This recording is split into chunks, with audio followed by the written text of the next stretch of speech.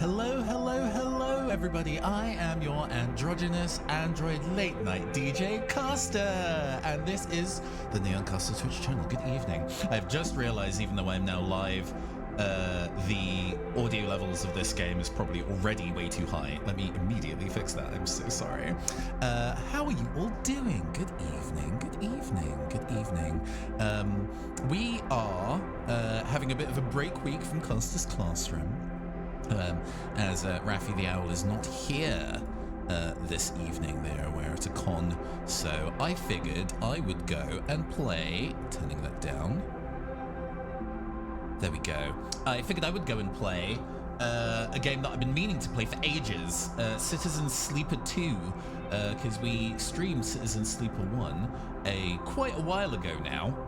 Hey, Cryptid, good evening. Hello, how are you doing? Yeah, we streamed Citizen Sleeper 1 a year and a bit ago. It was definitely before I moved, and I really enjoyed doing it. I teared up at the ending, or at least the ending that I reached, and a lot of people said that they really enjoyed me reading it through in a very kind of storybook fashion, so I have been waiting until I've had a free evening so I can do that for this game too. I'm glad you're doing well, Cruising. Yay, I'm glad you're good. And I hope you're doing good as well, Corinne. I'm doing okay, thank you. It has been a solid week. I am preparing this month to attend Gen Con at the end of the month. A lot of traveling to do, so there's a lot of preparation in that kind of process that's going on. I'm looking forward to that, but it's also going to be exhausting, so we'll do our best.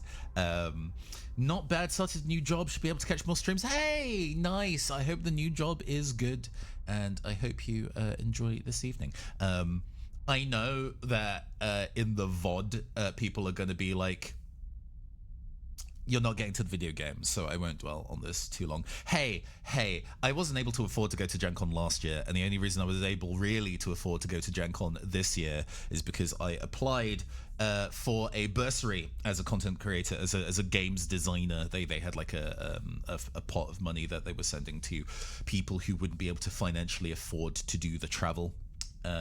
So I fortunately managed to go and land that, which has kind of helped facilitate some of the cost of like flight and entry tickets and bits and pieces like that. And a good friend of mine has put me up in terms of accommodation as well. So it's been much more affordable by nature of people being very kind to me. I don't think it's something I could afford to do myself, but thank you very much for the well wishes. Yes, Citizen Sleeper 1, one of my favorite games.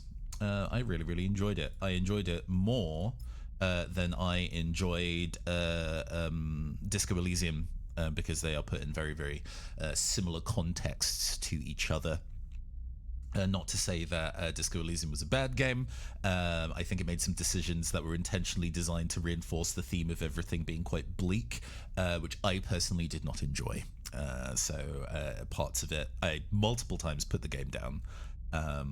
And left it for a stretch and then came back to it, and eventually I finished it and was like, this game is good, I don't like it. So I found Citizen Sleeper 1 as a game that also is kind of turning tabletop RPG mechanics into like a visual novel style thing, more appealing to me, not just because of the dice math that it's using.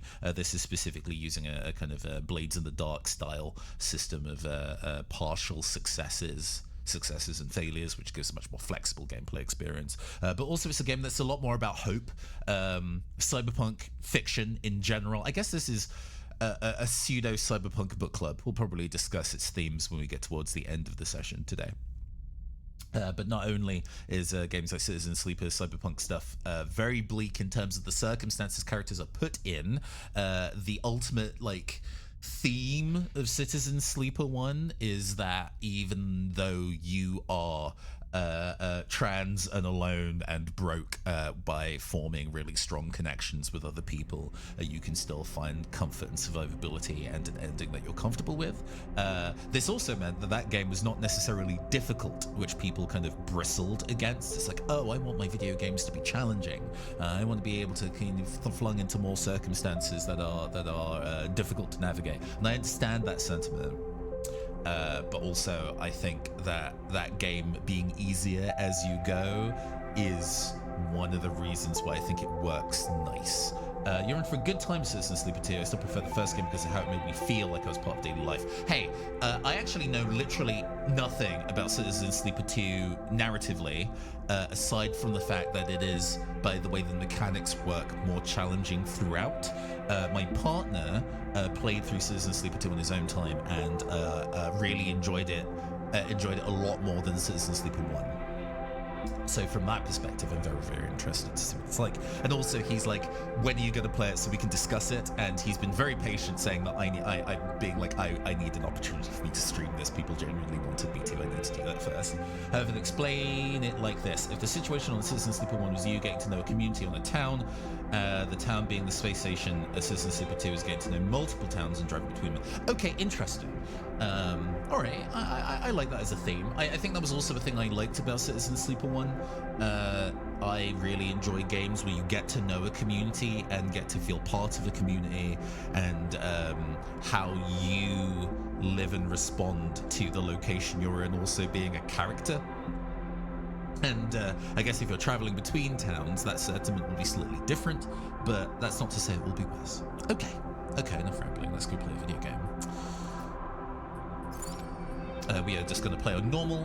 While I don't mind playing games that are easy, I feel that I was able to kind of navigate Citizen Sleeper 1 just fine, and even if this game is slightly more difficult than that, I'm very happy to kind of sit in the balance of it.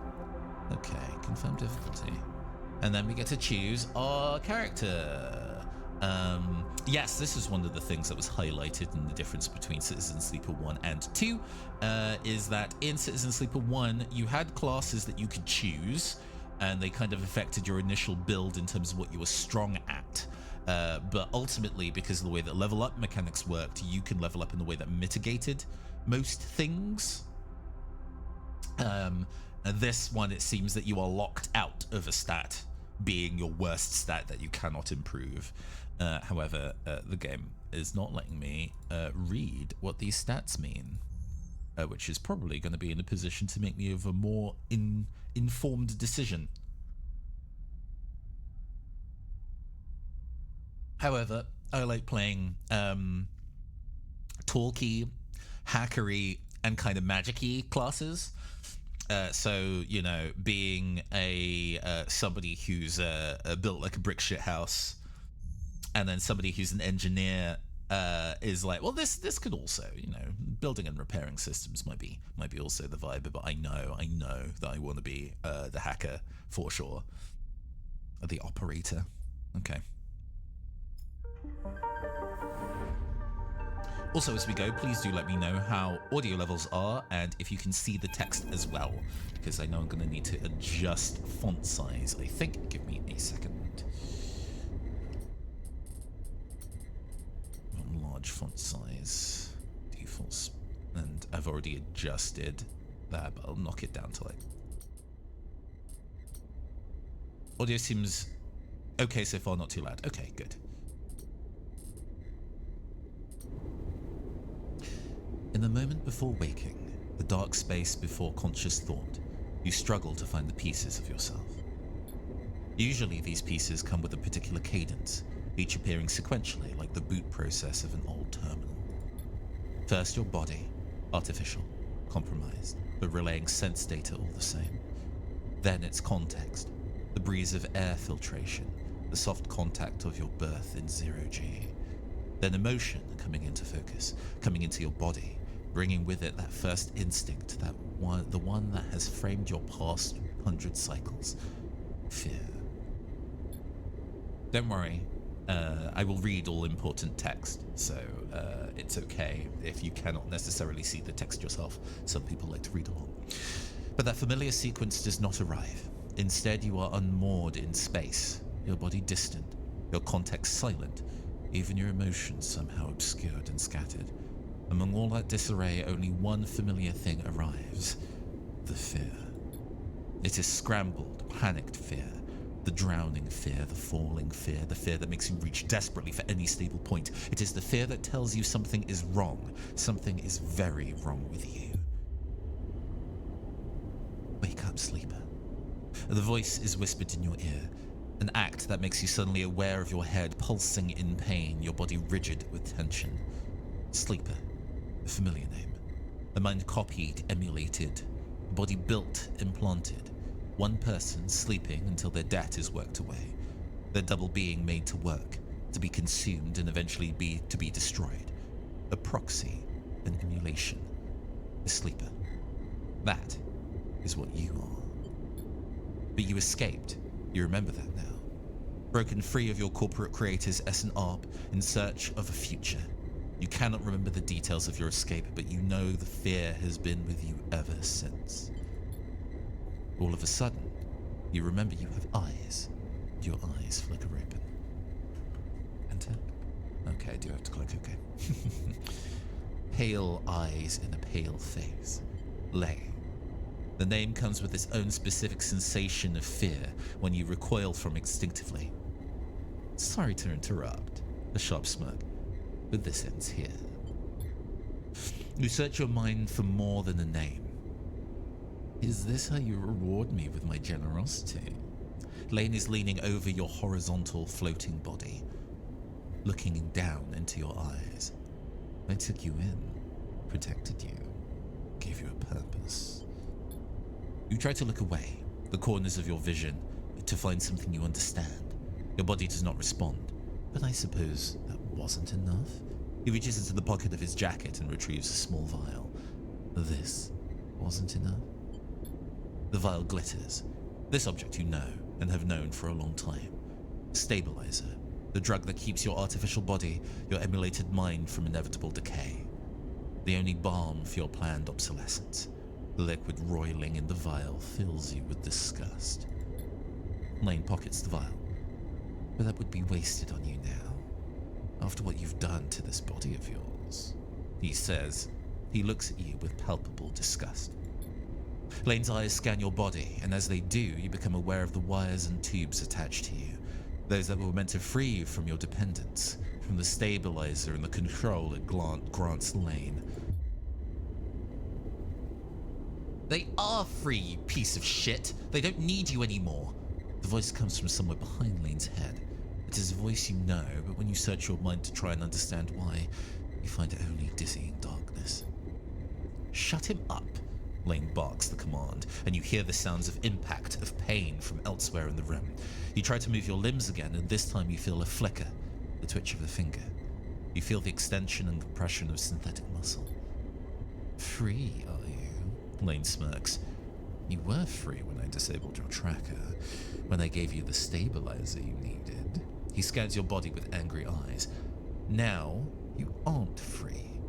You are just broken. I had such big plans for you, Sweeper. I had invested in you. Lane grips your arm hard and you feel a jolt of reaction. You will the arm to move, but you ruined all that. Lane speaks louder over the sound of the struggle behind him. I will try to preserve your body, of course. I have my own uses for it. But your emulation? You feel one of his hands searching behind your head. He finds and grips the thick cable running into the port at the base of your skull. I will burn that out. Lane jerks forward, slamming across your body, then spinning away out of sight. You feel yourself rolling, the cables plugged into you, looping and wrapping around your limbs. Then you feel hands steadying you, pulling cables. You glance around wildly and see someone diligently unplugging you. You meet his eyes. God, I love the character designs in this game. The character art in the first game was also sick, and I'm glad that this remains, like, everybody is space survivalist, but also incredibly fucking fashionable. Oh my god. Hey, he waves a hand in your dazed face. We need to move. Lane won't be out long. He unloops a cable from around your wrist. Sleeper, help me out here. You blink slowly. Do you know this person? He leans over you and you feel his hands on the connector, flicking switches, releasing locks. Come on, come on, come on. He tugs the connector clear and pulls you up. You see the room you're in for the first time, filled with tech and terminals, wires waving everywhere, all lit by big windows looking out on an impossibly bright screen-filled street beyond. In the corner, you see the dark shape of a floating body surrounded by glittering constellation of crimson baubles. Is that blood? Move! You're wrestled and shoved towards the door, which slides open in front of you, and then you are out in all that brightness, all that movement, gliding hard towards some unknown destination. You come to a stop in a dark alley, the one who guided you here pausing to catch his breath. He doubles over beside a massive life support unit that sends a lukewarm breeze across your skin. You stare at him, trying to recall anything about him. You notice his tattered jacket, his lightweight clothes. You remember the station runs hot. Something about the power that flows through the place. He looks up and meets your eye. So, what's going on, Sleeper? He wipes sweat from his forehead and it floats away in a swarm of spheres. Talk to me. Who are you? You see a concerned frown cross his face.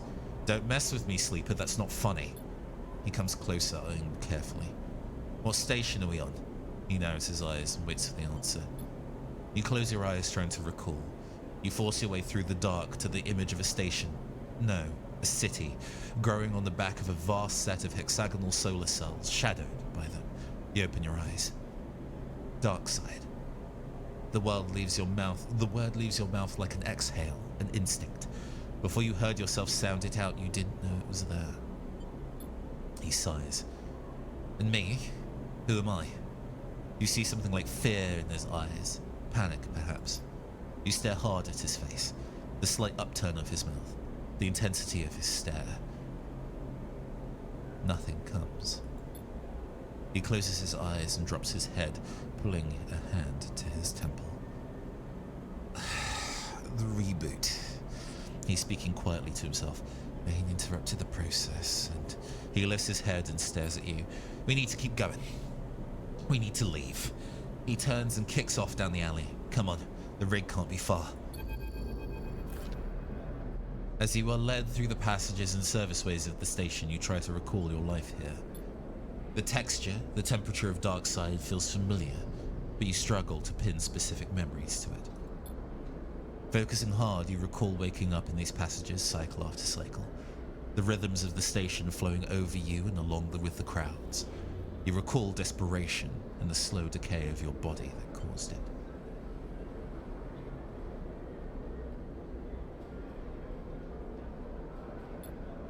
Then Lane, those pale eyes, offering you a glittering vial stabilizer. The promise of supplying more for your work, a deal he locked you into like a cage. There, your memory fails you, but in the dark beyond that moment, the residue of panic, of fear, remains. You were Lane's prisoner, Lane's plaything. You shudder in the cold passage. Wait.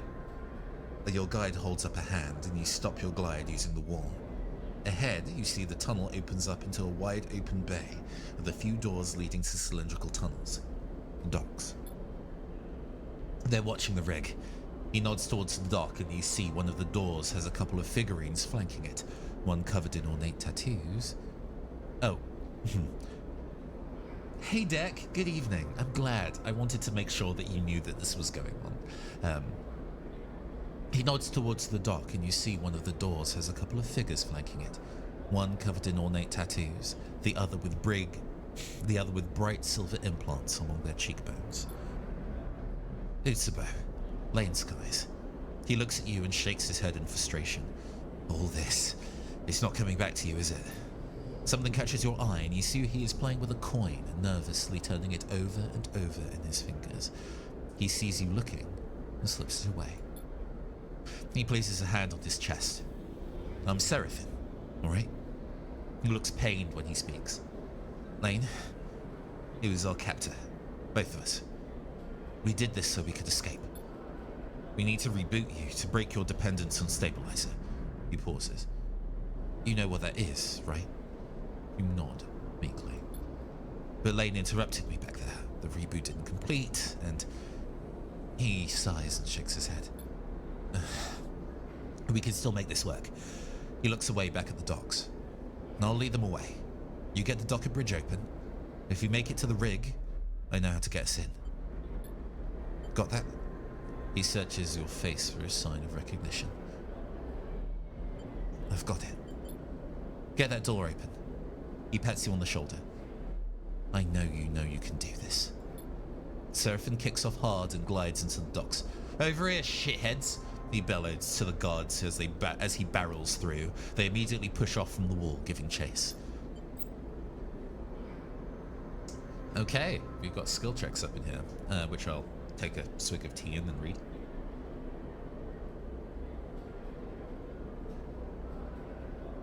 I'm gonna have to be very careful of not pushing my voice too hard as I read a video game for 3 hours. During scenes, you may encounter skill checks where you can perform certain actions using your skills. Like the dice actions you will encounter later, skill checks can have a positive, neutral, or negative outcome. The better the rating of your skill, the more likely you will succeed on a check. The odds of success are displayed when you select the check. Okay. You wait a breath and glide across to the door they were guarding. You look already panicked at the tightly sealed door, its control panel locked out. You hear a shout from someone nearby. You need to get it open. So, I'm very good at interface because I am the hacker class, so I will try and hack the door. Neutral outcome, we get it. You shift to the control panel, trying to understand the readout. The door is on emergency lockdown. Somewhere you hear more shouting. Your fingers hover over the keys. You switch to the administrator layer and begin flooding the door operation system with spoof requests, desperately hammering the controls. The control OS crashes and the door judders halfway open before failing. Go! Go! Seraphin flies past you through the doorway into the docking tunnel. You turn to see the two guards approaching fast across the docks and quickly glide after Seraphin. Seraphin is already at the rig's door, inputting an entry code. The rig's door scissors open and you both rush inside. Quickly! Seraphin grabs you by the arm and drags you up the cockpit, the ship's layout hazy in your mind. He dumps you into a flight seat and straps himself into his own. You see him tap a series of buttons as he does, talking to himself. Come on, come on. The rig's drive rumbles into life, and Seraphin slams a button on the console. You feel the force of the ship's acceleration as it pulls away. And so we leave.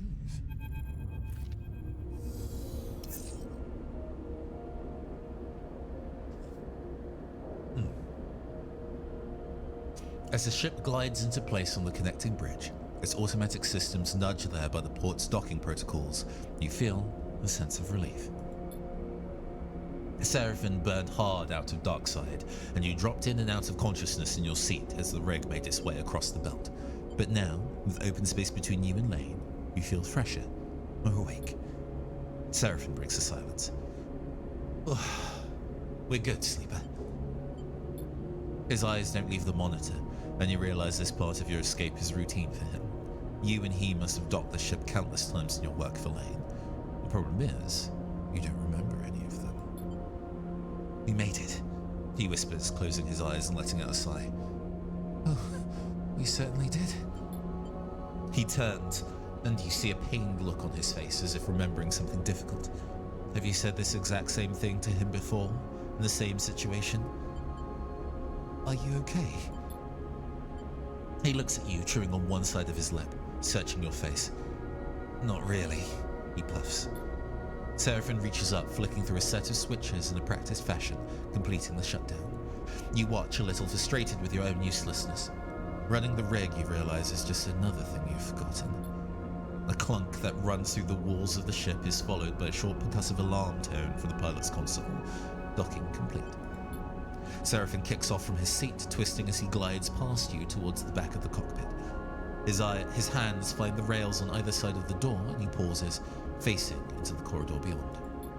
He turns his back to you, backlit and cold smile. We need a plan. He glances around. Lane's not gonna let us slip away quietly. He sighs. We hide here. Seraphin glances around. Hope you don't mean on the rig. He smiles a little, his teasing still a little unsure. His smile fades. Maybe. But on the approach, Hexport looked like a pretty small place to disappear into. We have bought ourselves some time. He glances through the cockpit window at the blinking lights of the station. You may not remember Hexport, but I do, and there are plenty of opportunities here for us, if we can keep our heads down. He turns back to the corridor. That's what we'll do. He pushes off and glides towards the main lock, and you following, pulling yourself along, hand over hand in 0G. We already emptied the tank on this thing. He slaps a hand against the ship's insides. So we need to refuel, and that won't be cheap. But if you and I know one thing, Sleeper, it's how to work. I'm gonna get myself reacquainted, see if I can turn up any old connections. People that might throw us an easy contract. He glances back over his shoulder. You keep out of trouble. Low profile. Got it. Seraphin stops at the airlock. Stopping the reboot halfway through, he pulls a worn crew jacket from a locker and starts pulling it on. We don't know what that did to you. He jams an arm into his sleeve. I don't want you passing out in. He stops. I'll be fine. Seraphin drops his head, swearing to himself. He grabs another crew jacket and thrusts it at you. Fuck. Just put the damn hood up, will you? You take it and slip it on. Thank you. Seraphin nods. He stabs at the button to open the lock. The inner door hisses open and Seraphin glides through. Wait for a little bit and then leave. Anyone looking for us will be looking for two people traveling together. He looks at you in your worn crew jacket, a limited disguise for what is clearly a sleeper. We meet back here later. Any trouble? Same thing. Meet here. He surveys your disguise again and shakes his head. This is a shitty idea. He gives you one last look. Maybe find yourself something to eat. Suddenly you recognize Seraphin's instinct to look after you. A flash of relationship now lost to the reboot. Catch. Seraphin throws a handful of something towards you. You manage to catch the projectiles, and when you open your hand, you see a stack of cryo chits. He should get you some food. We'll need some more for fuel and supplies. And grimaces. That means odd jobs on the station. For both of us. Seraphin kicks off and glides down the docking bridge. Don't go too far, alright? He shouts as he leaves. Take it slow. And with that, he is gone. Leaving the connecting bridge and heading into the Hexport's docking concourse. You wait for a moment in silence.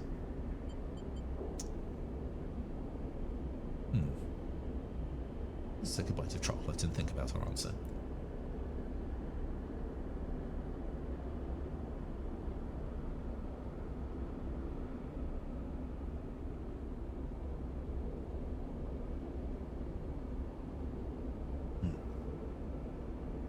I want to think about Seraphin, I think. Although, with us alone on the ship, maybe making a plan is advisable because we can kind of see what resources we have. But it's pretty strongly implied that whatever resources were on the rig, there isn't really much of that left. So maybe dwelling here isn't great. It's hard to know what's going on inside Seraphin's head. Here he is on some hapless escape plan with a friend who can't remember a thing about him. You try to imagine how close you both must have been for him to agree to this thing. But it's painful to think about. That's all gone now anyway. All you can do now is move on. You shake the thoughts from your head and pull the jacket tight. Let's see what Hexport has to offer. You kick off and glide into port. So, oh well, it's got to explain it to me. Welcome to Citizen Sleeper 2, Starward Vector. The game runs in cycles, days, during which you can perform actions using your dice at the top of the screen. They are rolled at the start of the day for you, and some circumstances accepting, you do not get to re-roll them. You use cryo or money to buy food, fuel, supplies, and items. Progress clocks towards new scenes and events. Yes, so we're going to be attributing our dice to certain tasks that will fill up after a certain number of actions are performed. Usually, if you assign a higher dice roll to them, the outcome will be positive, and if you assign a low dice roll to them, the outcome will be negative. A lot of the time, this is about managing risk. Even if you place a 5, that does not necessarily mean that success is guaranteed. So you have to kind of weigh up your options, think about what is available to you, and then use your time accordingly.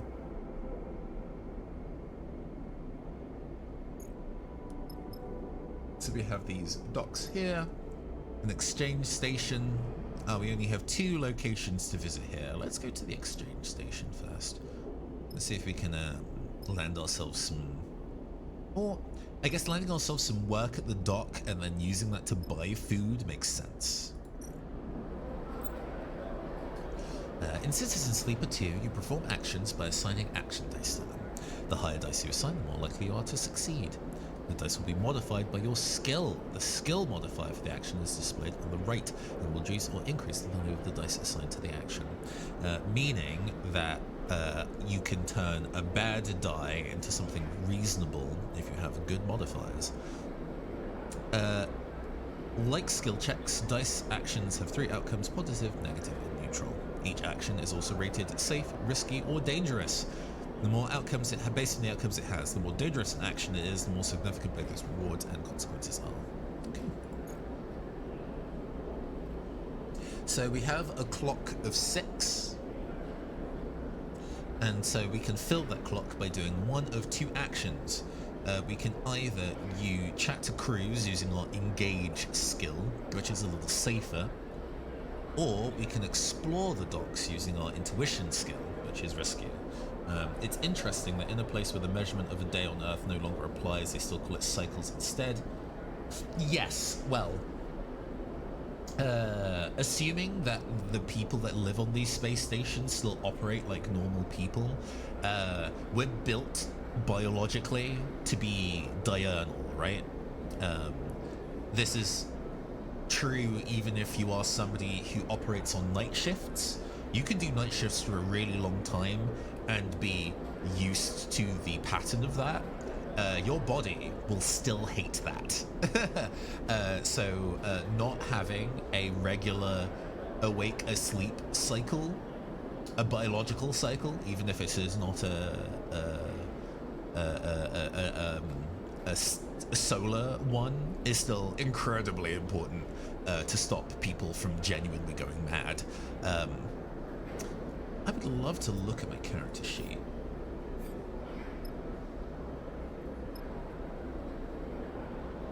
Is there a way for me to look at my character sheet? Not immediately. This is fine.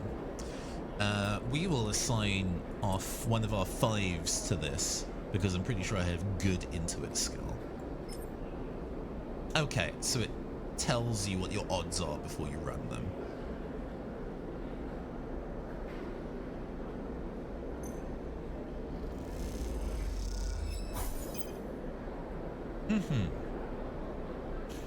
So I lose 1 energy, which I guess is these here. We progress clocks every time we do something. It seems that we need to do 3 actions to be able to actually fill this clock.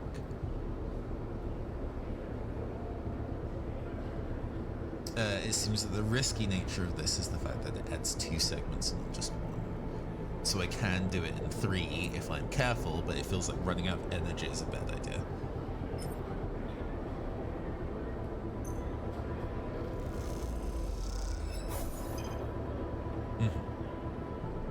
You need to hit leave to see the character sheet. I see. It'd be nice if you could see it on screen, but that is okay. Ah, yes, it's up here. Welcome to the character screen, where you can upgrade and configure your sleeper. On the left, you can upgrade your skills to improve the skill modifier applied to your dice when you undertake an action. To the right, you can upgrade your push, your unique ability for your class. When upgrading your push, only 1 upgrade at each level can be active, so you have to choose. Understood. So we have, I guess, a plus to interface. No bonuses to intuit or engage. Minus to engineer and like a double minus to endure, assuming by what these symbols mean. He has no points to be able to spend on any of these, though. No dice damage on push or roll +1 dice.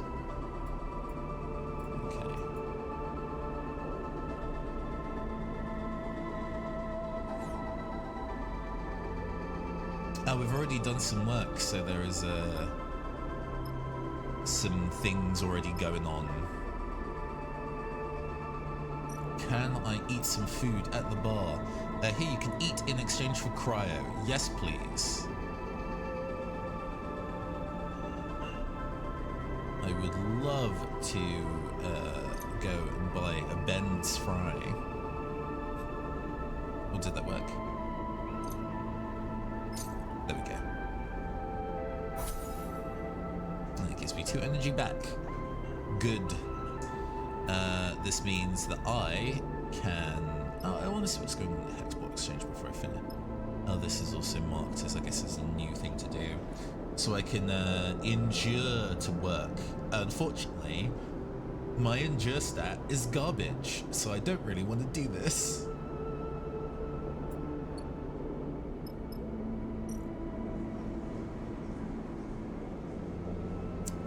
And we can impress the people at exchange.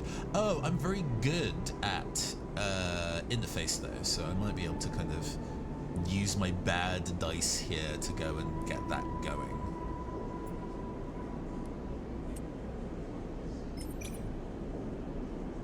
Buffed to 3. I see. It actually tells you how it modifies.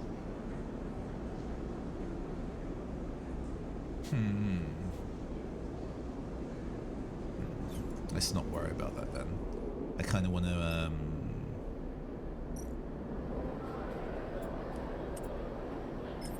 yeah, not modified. Okay. Let's guarantee.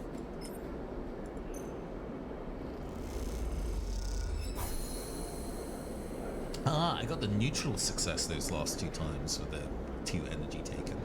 But we've now completed this, so these 2 options are now unavailable now the clock is complete. And now that we've explored the docks, we get to find out what's going on. As you are gliding across the docking concourse, you hear a scuffle. The noise of raised voices cuts through the conversation drifting out of the dockside shops. Glancing down an alley, you see a huddle of figures shouting back and forth. You spot one man in the middle of the group, surrounded, pushing the others back as they grab at the bag slung over his shoulder. You don't like the way this looks, but then again, Seraphim told you to keep your head down. This causes distraction. Rushing in is a bad idea for me. Neutral outcome, sure, we do it. You look around for something that could break up the fight and see the thick cooling pipes running down the alley wall. You quickly try to understand the system and choose a valve to start spinning. As you do, the system begins to vent in sequence down the alley, violet jets randomly bursting into the air. There's a scramble in the alley and you spot the figure who's being attacked drop down to the alley floor. Then your vision instantly fills with a pale liquid as a coolant jumps out nearby, missing you but sending you spinning in 0G. After a few moments, you manage to steady yourself. As you do, you see a clear alley, the assailants having fled, with one figure guiding towards you. Oof, hi Femi. I suppose you think that was clever. The man gives you a severe look. You like to break fights up you didn't start. Break up fights you didn't start. He laughs. Belt's gonna eat you up. He shifts the large bags on his shoulder, weightless but unwieldy in 0G. I was helping. The man laughs. Well, he shakes his head. Thanks, I guess. He kicks off and drifts past you. You watch the man go, and then after a moment, he stops and comes back. He rubs his forehead, looking down as he does. What is your deal, anyway? He sighs. Maybe you were new here, but Hexport is no place for do-gooders. I know what it's like to get beat up. The man shakes his head. Hexport's got real rough. Look, let's not hang around, right? The man pats his chest. Femi. He unshoulders one of his bags and pushes it towards you. Make yourself useful, I said. You get the strap of the bag over your shoulder and follow him through the docks, gliding past the concourse towards the connecting bridges. He cuts down a side passage, looking back to check your folder. Then he stops at a docking bridge connecting to a dull green ship with yellow markings. You look out at the viewing window at its odd catamaran-like shape seemingly built from two separate holes welded together. Symbol crash, he says, and you assume that's the ship's name. Femi, you bringing in the strays? A young woman, brightly dressed and stretching as she glides, drifts into the passage. She glances at you. No offense. Yeah. Femi shakes his head. This one. He squeezes your shoulder. Help me fend off some Hexport scum while you were busy sunning yourself. Nia raises an eyebrow. I'm sure you can handle him, big brother. Her glib response hides the flash of concern that passes across her face. You can't tell if Femi noticed. Nia turns to you. Thanks. She smiles sweetly. And I am sorry for my brother. She shoots him a general glance. Just in general. Nia, Femi murmurs. Enough now. He reaches over and takes the bag you are carrying. Nia rolls her eyes at you and stays silent. Factory Row wouldn't take these. Femi hefts the bags. I'm gonna load them back up. Maybe we'll find a use for him. He turns back to you. Oh my gosh. Thanks for the assist, Sleeper. He nods firmly. Not what I expected. He slaps the button for the bridge door and kicks off along the docking bridge on his way to the symbol crash. Nia looks at you with raised eyebrows. I hope my brother was joking. Or did you really help him? Tried. Thank you. She looks back at the ship. My brother needs more help than he admits. What do you mean? She tenses. I don't know if... She smiles a tight smile. I shouldn't have said anything. She pauses, thinking. I want to ask you something. She takes a deep breath, then gives you a direct look. What is she building up to? Are you looking for a crew? She looks away. Sorry to be direct, but you seem like, well, if you're on Hexport, maybe you are with a crew? She stops herself. I mean, maybe your crew needs crew. Maybe you're looking. Why do you ask? Nia looks back at the ship, then at you. Look, I'll be honest. Being on the crew with my brother is nice, but he is suffocating me. She frowns at her own bluntness. I'm not kidding anymore, you know. But he still sees me like one. She shrugs. I want to show him I can handle myself. I need experience. We need to run some contracts. She gives you a determined look. What do you say? I'll think about it. I'm a good salvager, alright? You can use me. She smiles. I can spot things. Find gaps, squeeze in. She folds her arms across her chest. I know what I'm doing. Femi taught me well. She glances back at the ship. Just consider it, alright? Let me prove myself.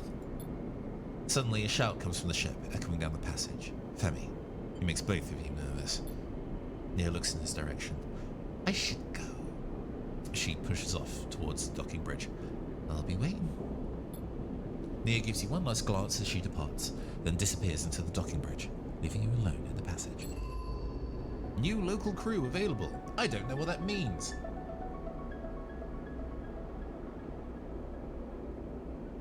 Okay. We've not made any money today, but hey. Let's see if we can make a 3 work for us. 75% chance of success, but you know.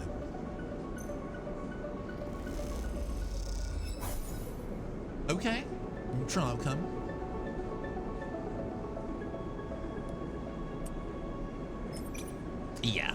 Yeah, 50-50.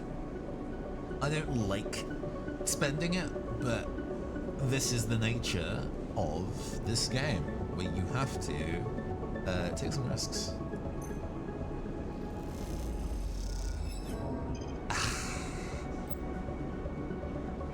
So, we've used up all of our dice, and then we need to go back to the ship to finish the cycle and start the new day. However, I am really low on energy, and I know I'll start starving if I go to 0, so let me go and buy some more food. We've not made any money yet, though, so we are already in a mildly risky position. Oh, this is new. So we can buy fuel, supplies. Ah, but we can fill if we have enough money, I see.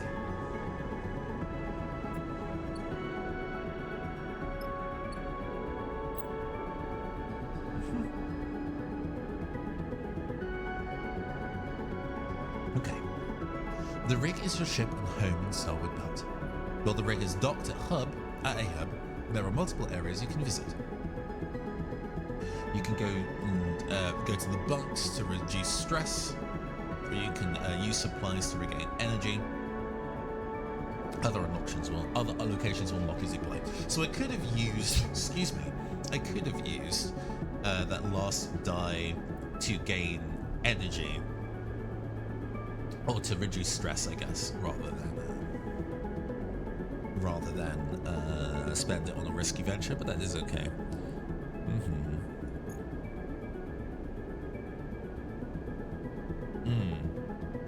So this clock increases every cycle we do. Every time we use up our dice. I do believe this is a 1, 2, 3, 4. So a 4x4 16 segment clock.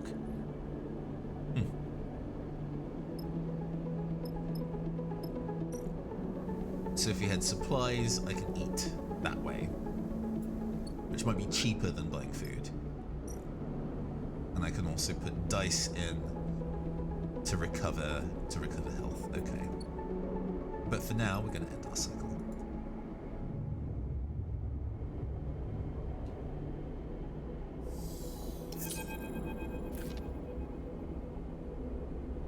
Okay. I would say a better spread than yesterday, or at least a more average one. We're in trouble, Sleeper. We're in trouble, Sleeper. Seraphin leans into the bunks as you are getting up. Without further explanation, he disappears down the corridors towards the rear of the ship. You drift out onto the passage, pulling on your clothes and glide down the length of the rig, the cool air making you shiver. Seraphin is a silhouette silently leading the way. He stops at the far end, diverting through a side door, shooting you a glance as he does. You find Seraphin inside, holding one of a tangle of arm-thick tubes that are waving in the zero-G energy room. You know what these are? Fuel pipes? Seraphin shrugs. Close enough. These are the engine's feed lights. He waves one in the air. And before you ask, no, they aren't supposed to be waggling loose. Ah, did we just get robbed? What happened? These must have broken loose when we pushed the ship hard on our way out of Darkside. He looks at the mess. We're lucky the reserve tank is empty, otherwise... He shakes his head. It would have been bad. Oh, just fuel moving through the air in zero-G. Yeah, rough. But he pushes the pipe to the side. No feed from the reserve tank means the rig's range is limited to local region only. He thumps the large lumpen housing of the engine. This thing can't take us anywhere far.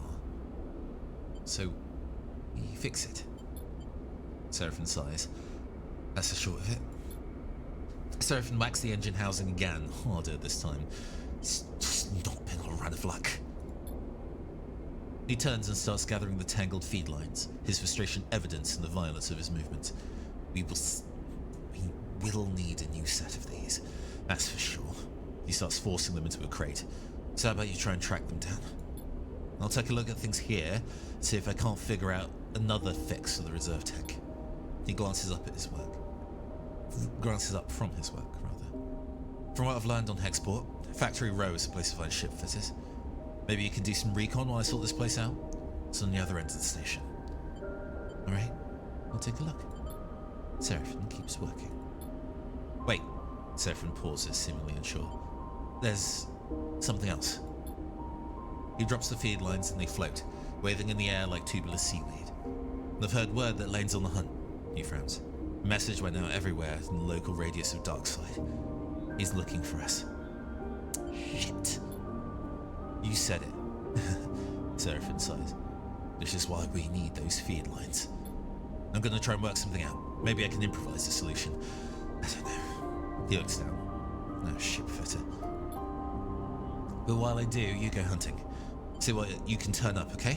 He smiles a weak smile. Get going. You leave the engine room, clean up efforts echoing through the ship. Fuel feed lines. That's the next step. You take a deep breath and head out. A drive! Drives help you track and choose your objectives. Yes, yes, yes. The arrow button in the top left opens the drive menu and you can choose which drive to track. It's essentially your quest mapping. Finishing a major drive, so finishing your quests because you get XP.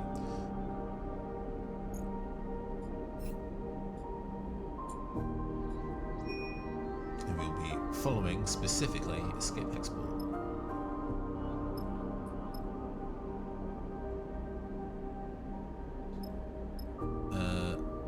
I don't want to end cycle. Yeah, there we go.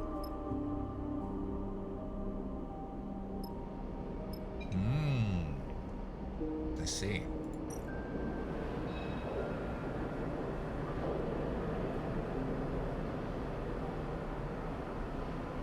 Her interact is pretty neutral, so that might be the vibe here.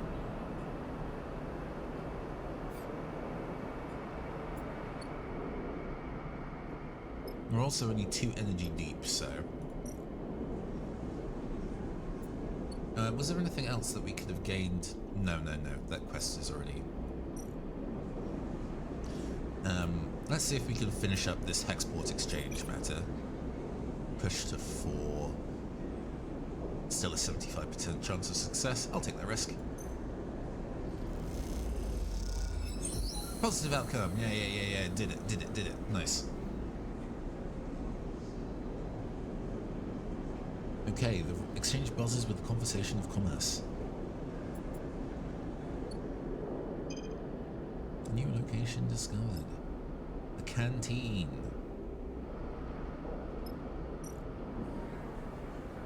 I can eat at the canteen, which is not what I need. What I need is money. I can gamble, but that's risky.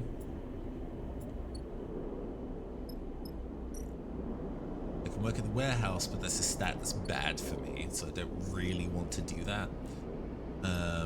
If I can help it anyway.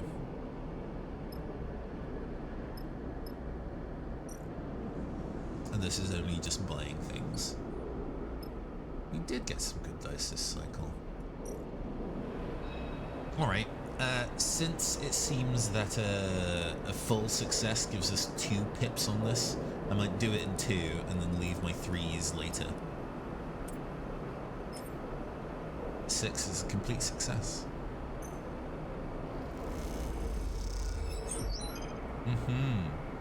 Oh, new location discovered already. Okay.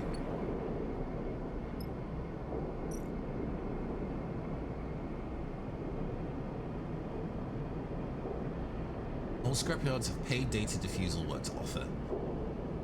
Perfect. I can definitely use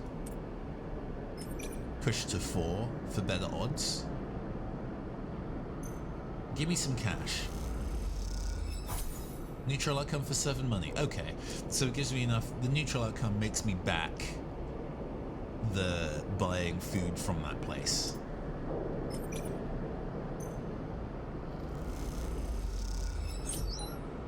And 10 gives me even more. Okay, that's good. That gives me enough to be able to go and buy food for today if we need to. Let's finish up this train of thought and search the row.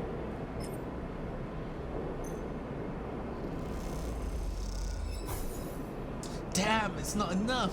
Punished. Punished. Okay.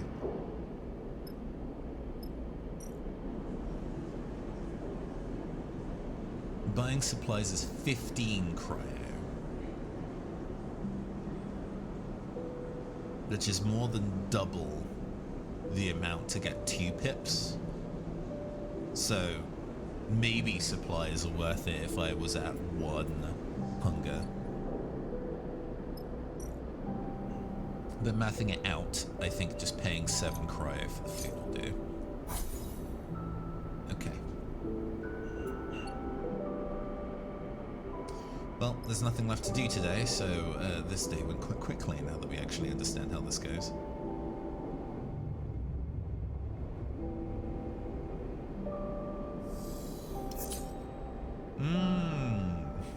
Polarizing.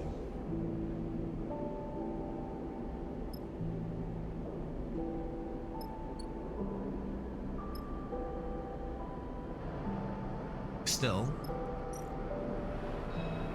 we're one segment away, so I think going for the 3 will be sensible enough to kind of get us there.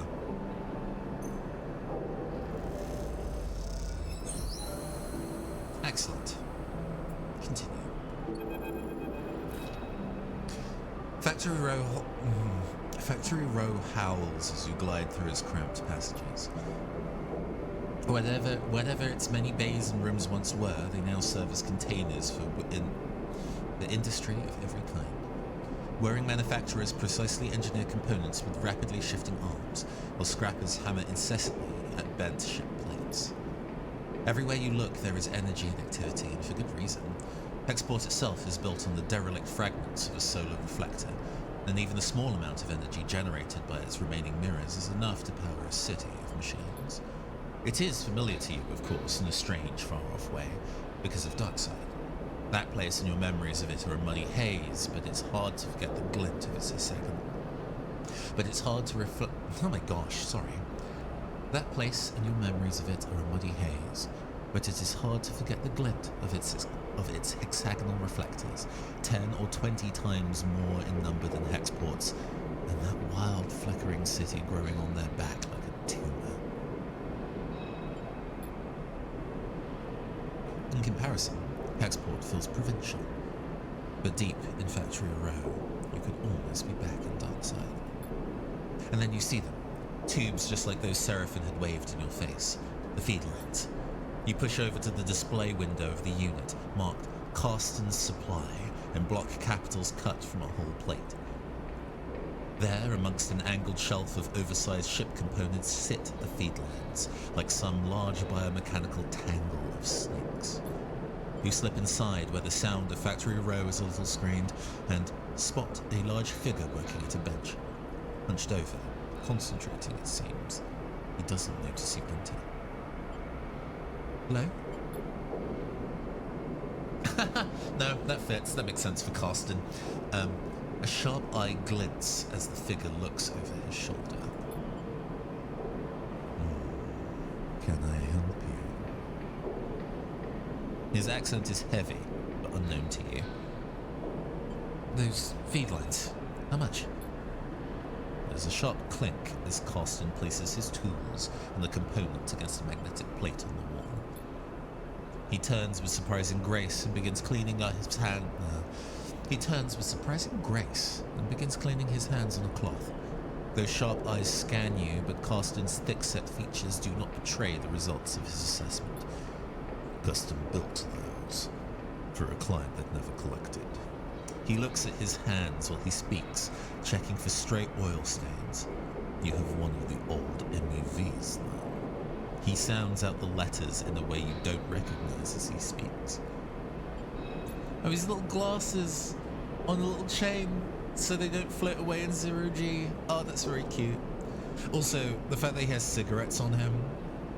Just, for some strange reason, the idea of trying to smoke cigarettes in 0G feels like a really bad idea. Like the smoke would just be somehow worse than if you were smoking in a regular atmosphere. You try to recall anything you know about your ship, but the memories elude you. Perhaps Seraphim should have come along.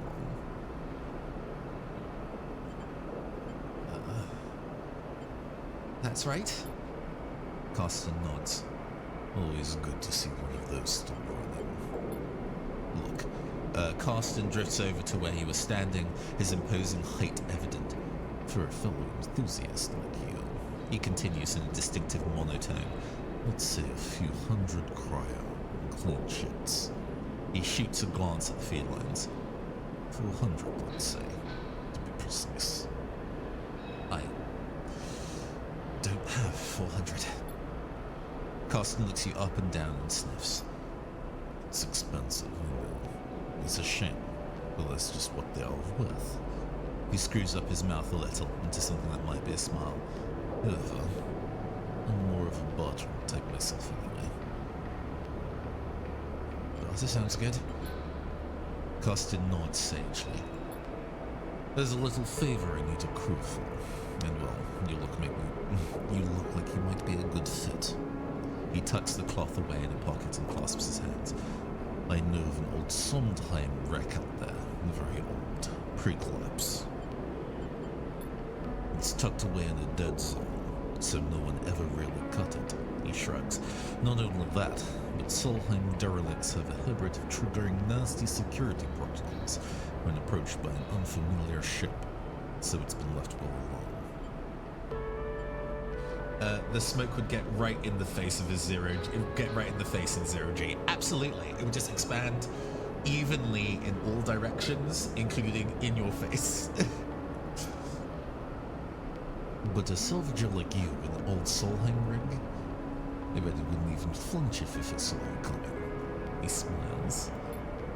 I have a special interest. Need for that old tech. All those Solheim ships had a data core, and while I don't care about the accounting reports or material ledgers or whatever they keep on the damn thing, I do care about hardware. So, if I was to find you back there, with that data core and your cargo hold, clean, cut, and complete, well then, I can see my way from doing a straight barter for those feed lines. Carsten pauses, sniffs at the air again. You just need the coordinates.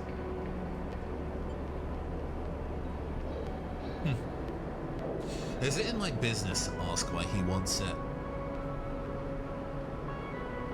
I think it's more about getting information. Simple as that. Simple as that, he repeats in his monotone way. So, you interested? He glances back at his workbench. Because I'm a busy man. I'll do it. Alright then. He holds out a heavy hand for you to shake, and as you automatically reach out, he grabs your forearm instead. Carsten pulls you closer, squeezing your arm. Let's keep this one between us, alright? He half smiles, his huge face close. It's our deal. Before you can respond, he thumbs a little drive into your palm. Those coordinates. And then he lets go of your arm with what you swear is a wink. You take a moment to gather yourself, and by the time you do, a whirring fills the air, Carsten having returned to his workbench. You turn and glide out of Carsten's supply with a growing mix of anxiety and excitement in the pit of your stomach, and the cacophony of Factory Row in your ears. A contract.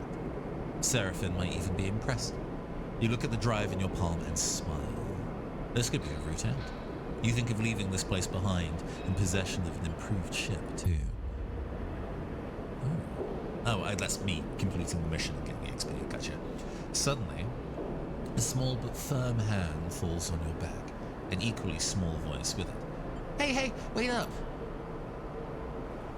Oh, okay, a bit more measured. Maybe a bit gravelly. You turn in the passage to see a young woman, her hair waving from the rapid glide she clearly just came out of to catch you.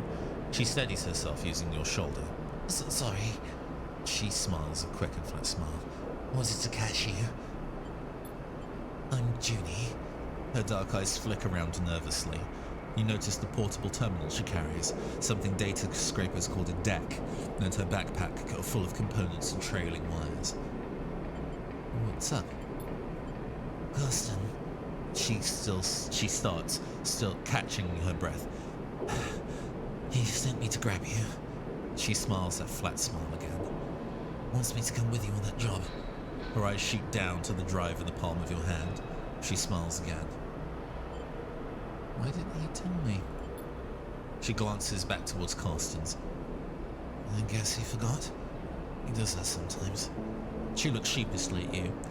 He just grabbed me after you two were done talking, so... Carsten's always sending me on things like this. Guess he wants me to help you out. Keep an eye on things.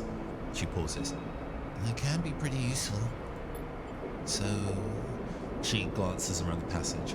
Should I meet you at your ship? You can tell me when you're ready to go. Ugh. It feels like it would be easy to go back to Carstens and verify.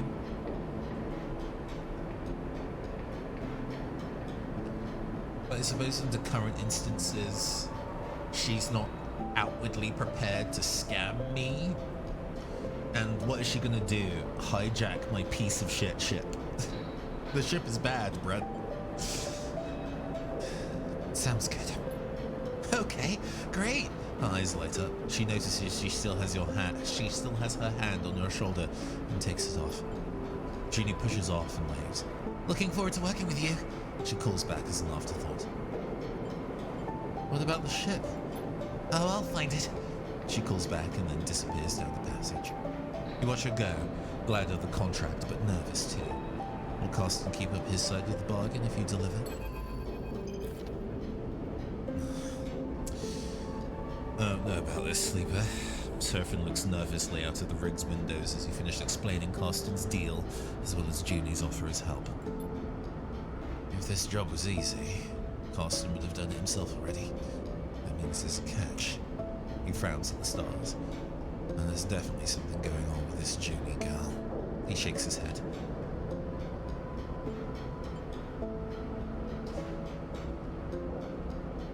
I don't want to be defeatist here, but I do also want to push for the fact that I managed to find a gig and he did not.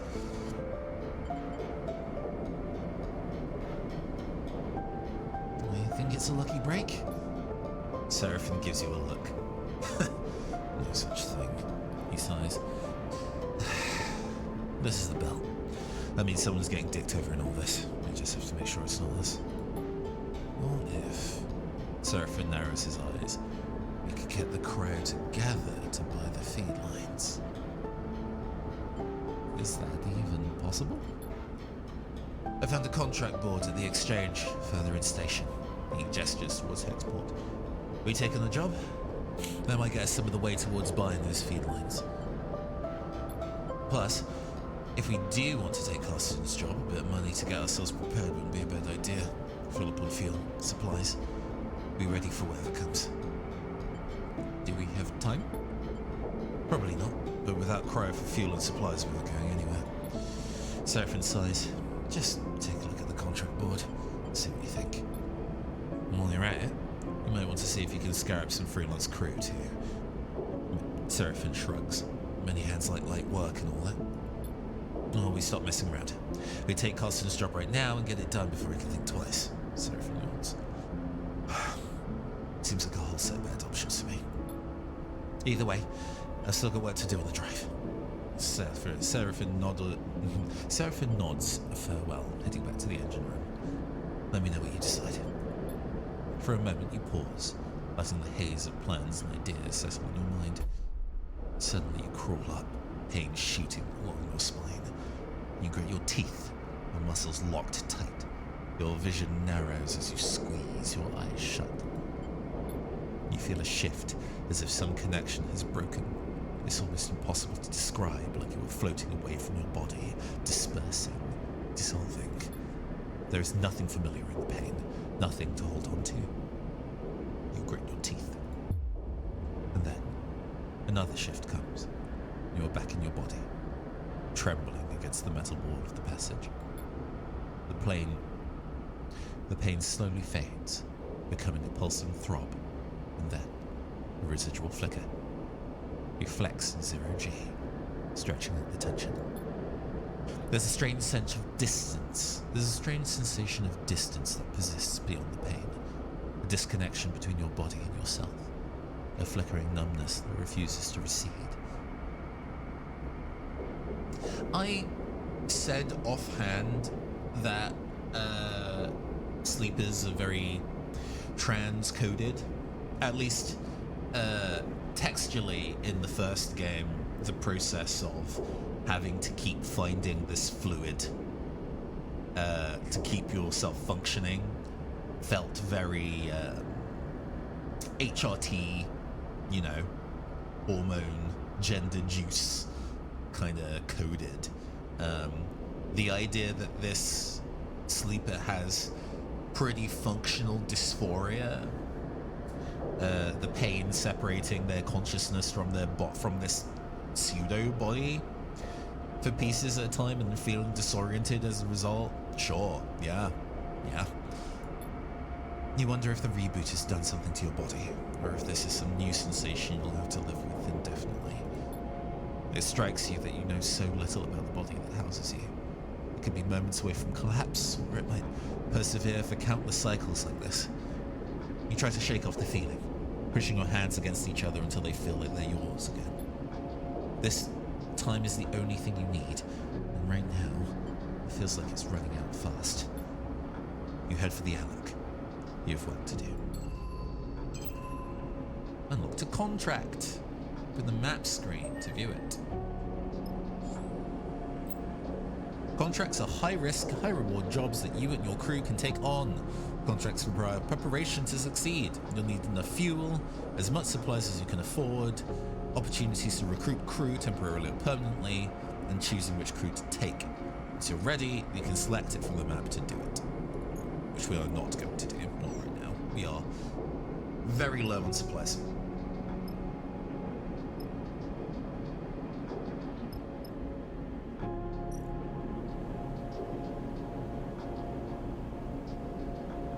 Station management have located a Conway signal.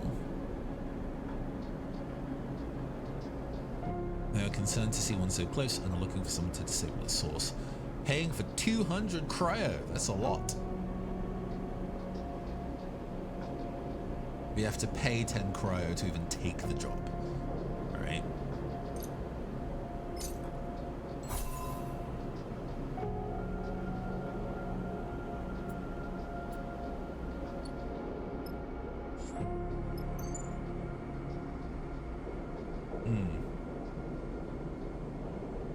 Yes, we still need to, it takes 2 fuel to get there and 3 fuel to get there.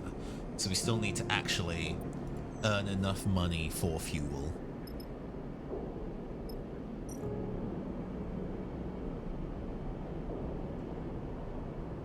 Which, yeah.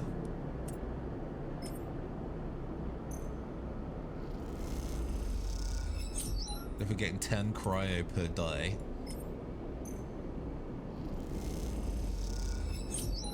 Although, as I recall, buying a lot of fuel...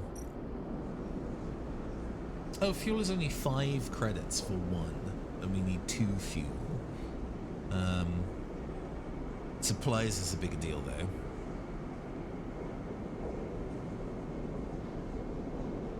Actually, I'll ask, cruising... Well, yeah, I pour myself some more water. Cruising, do you know if the fuel cost is for the entire trip, or is it for, like, part way? Do I have to get another 2 fuel to be able to come back? Or is it like, hey, you have enough fuel to do the journey in its totality? Because if it's the latter, like it's 2 fuel for the way there, spending 25 credits on filling the fuel tank seems like a very sensible plan. But if not, well.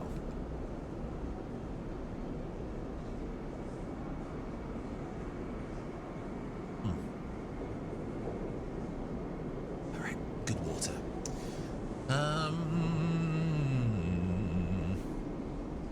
I suppose it's not, this isn't like a word. It's not a discount to fill fuel, it's just stopping me from doing it 5 times. So I can get myself 2 fuel direct.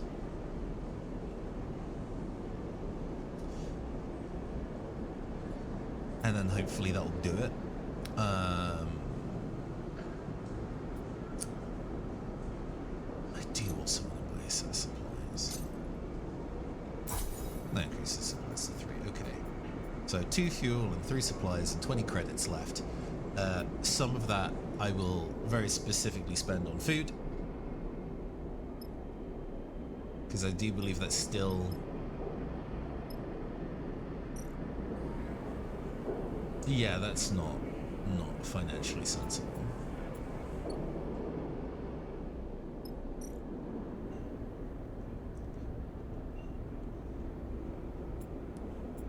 So let's pay 7 credits. Max out my hunger. Good. The fuel doesn't cost anything on the way back. Thank you for confirming. I really appreciate that. We're gonna spend our dice for the day, you know, and then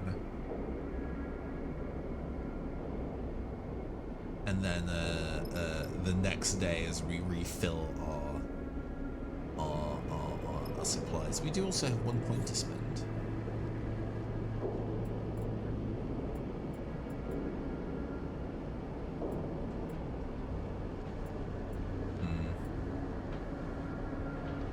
Costs 4 points for that to get to neutral,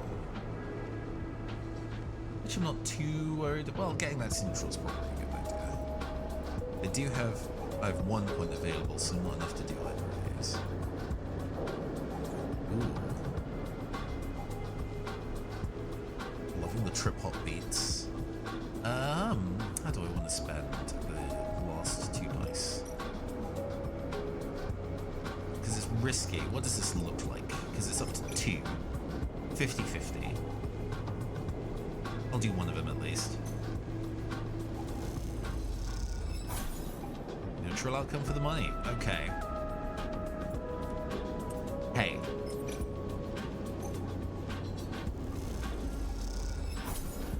Never punished. Sick. Alright. Because, like, is the... I don't have the ability to speak to the people I spoke to before. I would really appreciate that, so I could be like, hey, we've got a gig going.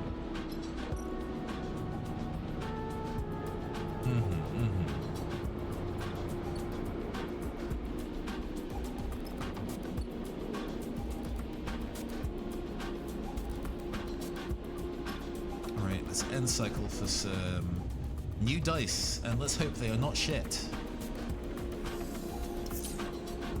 Solid hand, okay. As long as it's a hand that I can do in 3, let's go to the Conway signal and get 200 crow.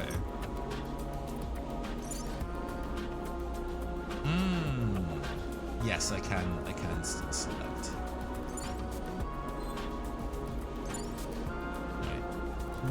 Nia has been selected.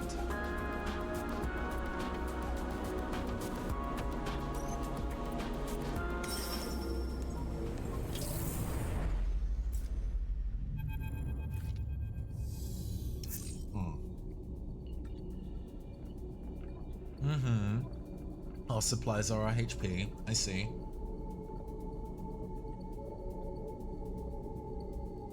So you could feasibly do this on 0 supplies, or like 1 supply, but you have no margin for error. I understand. It's a drone.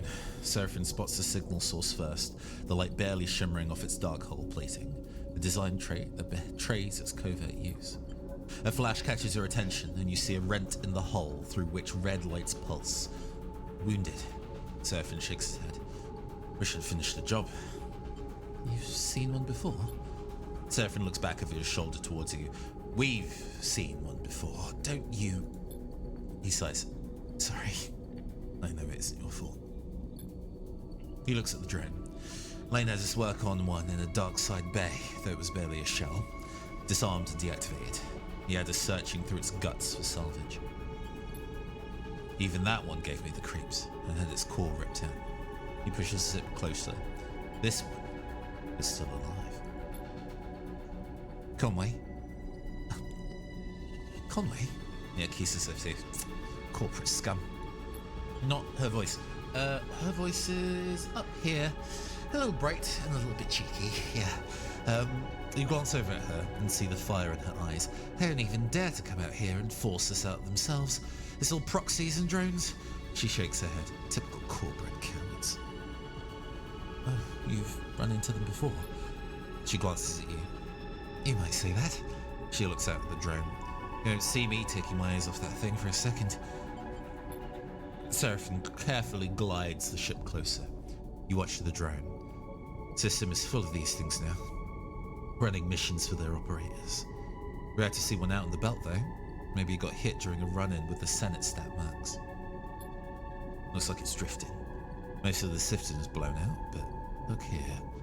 He jabs a finger towards the red light on the far side of the drone. It's still broadcasting, and maybe even receiving.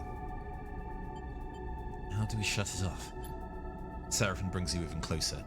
What I remember from that dark side job is that the central core and the broadcast array need to be shut off to kill these things. Core will turn off local systems. The broadcast array will sever the link with the convoy operators. Seraphim swallows, but you can bet those systems are protected. I will let him continue without interrupting. Your attention is suddenly drawn by a shudder from the drone, like a tremor running along its length. This thing's rigged to blow, Sleeper, he frowns. We go slow and careful. We don't touch anything we don't know about. He turns back to Nia. You hear that? I got you. She looks sincere. Seraphim brings the rig to a stop, close enough for you to cross through the open space to reach the drone's hull. Let's suit up.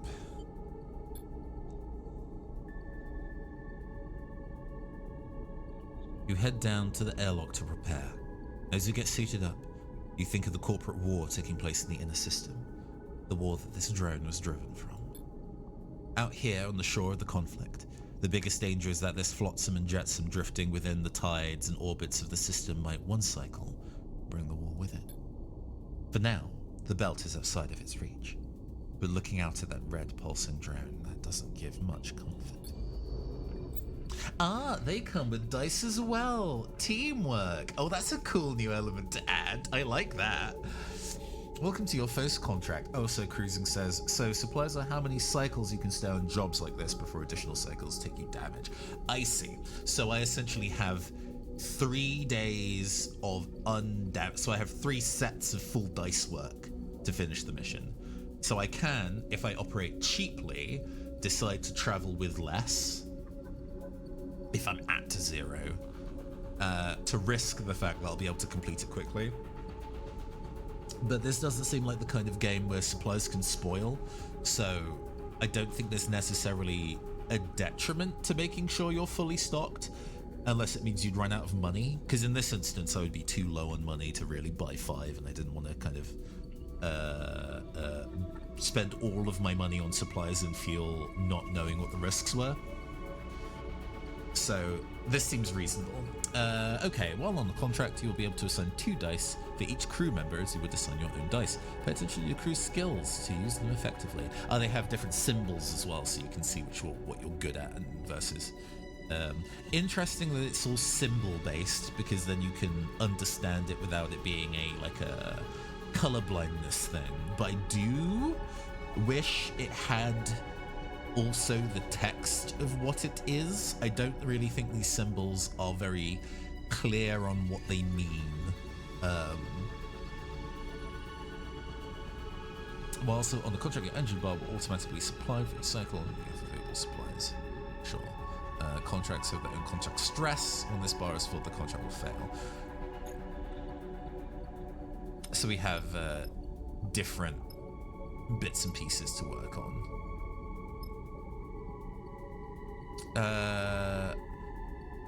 So if this red bit is the bit that's like broadcasting,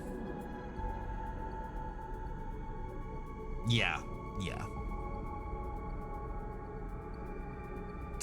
Ah, I see. We're all good at different things. So endure. Seraphim is really good at endure, and it's risky, so This 2 would be pushed to a 3 and give me 75 chance of success. Oh, 50-50 of... I don't know if I like that. I don't know if I like that.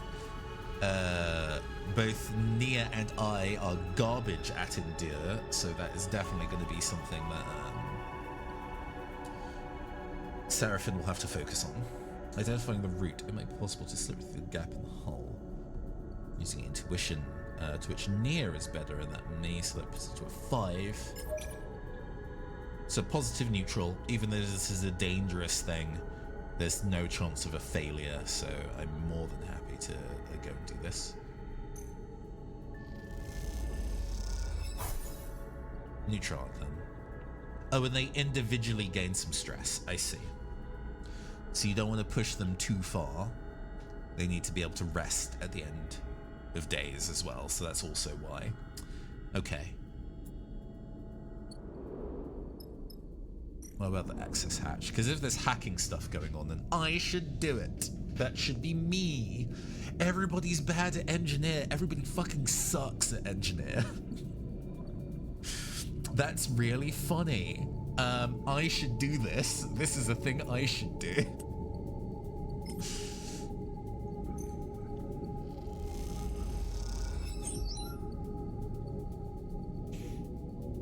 But I have a feeling the risky version fills in 3s. That even if I went in with a 6 or a 5, I guess it would make it 50-50. I'll try and remember to do that next time. But it's like negative, right? So if I put a 5 in, it'll drop to 3? Yeah, no, that sucks. God. Absolutely not. Bad plan.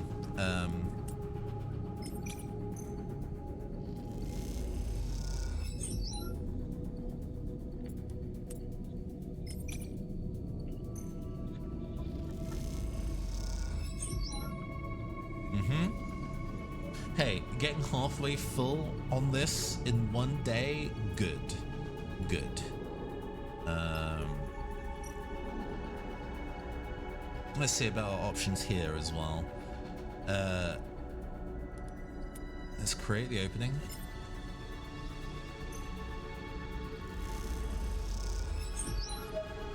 They push through. Nice. So Seraphine is flat neutral on this, which is not great. 2 push to a 3, 50-50 chance of success. But it's risky, so failure might not fuck us. It's just an instance of stress, most likely.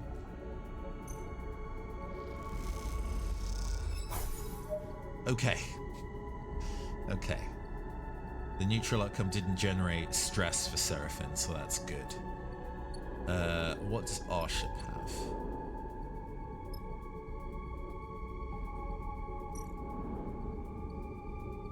I see.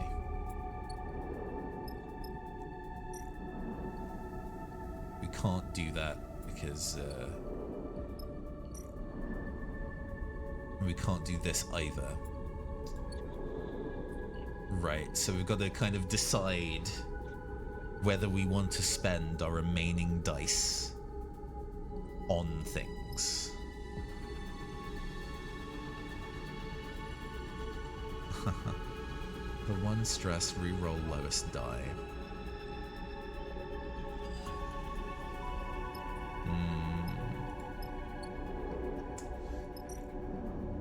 I think I'm happy to leave Nia's 1.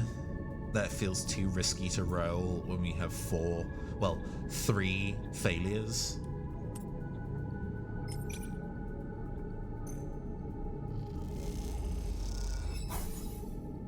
Okay. Yeah. And this is where the tricky thing lies, right? We've got to decide about how much we want to push our luck. We do have 3 more days of fucking about before we start taking stress. So we're pretty comfortable. I think we can skimp out on 2 for better options of re-rolling the next day, because if those are higher, then that's way better than having to risk a chance of failure on 2 dice. Mediocre on my end. They've both got a high and a low like last time. So this suggests that we kind of roll in a very similar way to before.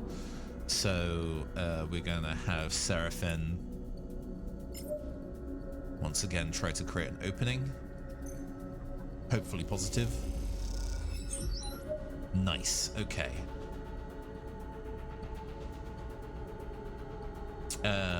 Nia will guarantee a success since that's a +1.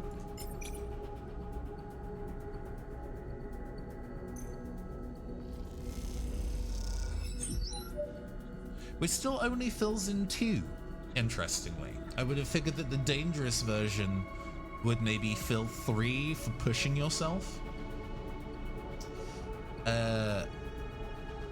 We are in an instance where I might be able to force our way into finishing the identify route, because it feels like dealing with one of them and getting it done and dusted is a good plan.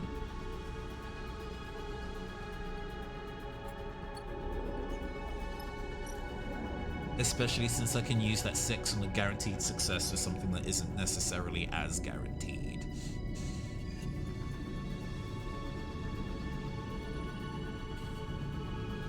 It is also currently closer to being finished. The only thing is that once this finishes, they're not going to really be able to help me out on this one tomorrow. What are the stats for this? Yeah, everybody sucks at these things but me.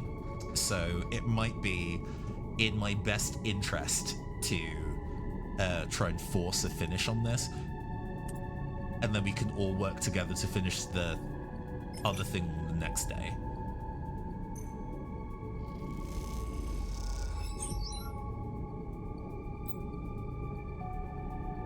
During a contract, you can use your push ability once per cycle to give yourself an edge in a tricky situation. Pushing accrues 1 stress, but can give you an advantage based on your chosen class. Yes. So I can re-roll my worst die, which might be worth doing.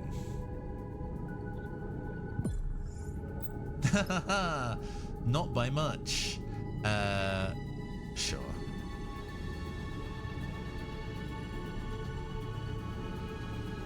And stress that I also noticed by doing that Nia's stress did not go away on the next cycle. She remains pressed.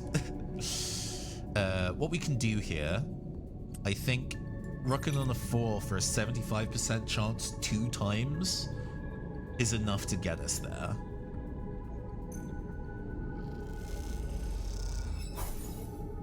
Okay. I will need this one to be a full success for it not to be inefficient, but it's worth trying. Come on, 25% chance, I can do it. Nah, alright. That's fine. That's fine. We have time. So I'm not too upset by this. We could. This is also 75% chance. Okay.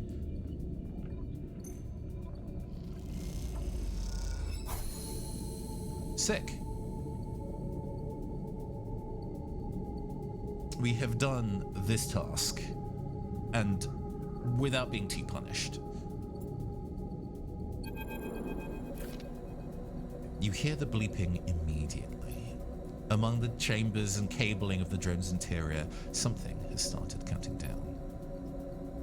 Guys? Nia's voice comes hissing through the suit's comm channel. Does anyone else hear that? Because I'm getting nervous. Shit. Seraphine's voice drones her. This is what I was worried about. Are we screwed? I can't be sure. Seraphine has dropped his voice to a whisper as if that might make a difference. Either this thing is about to send out a distress call or it's about to blow. We've got to shut down the system fast. We have to move, then we move on to the other side. Because I bet you there's a surprise waiting for us there too. We good? Nia sounds tense. Am I heading back to the ship or what? Seraphine cuts in. We're good. We keep going. He shuts off the channel. You take a moment in the silence. Right. Time to deal with this fast, then get over to the other side before something happens.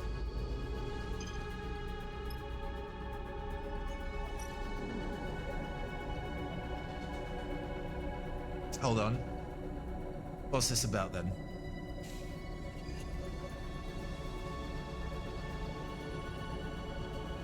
This is a cycle clock in which I need 3 days.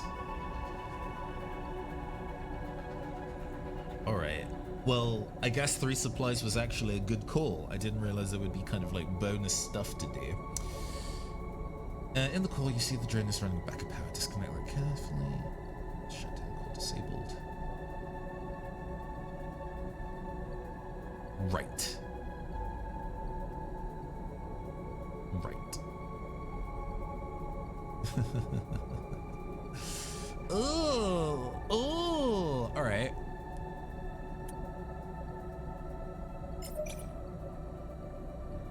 %75% chance to fill 1 segment. The 6 fills in 2.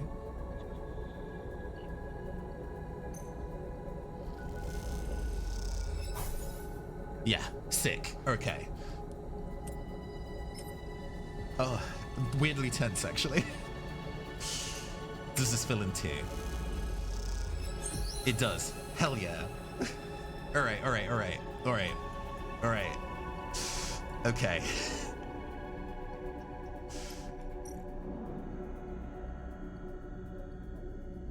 So, Seraphine's last die is dog shit.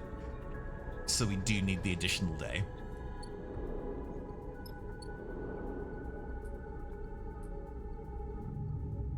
And that's fine. And that's fine. Ooh, he has pretty even skills this time. So let's,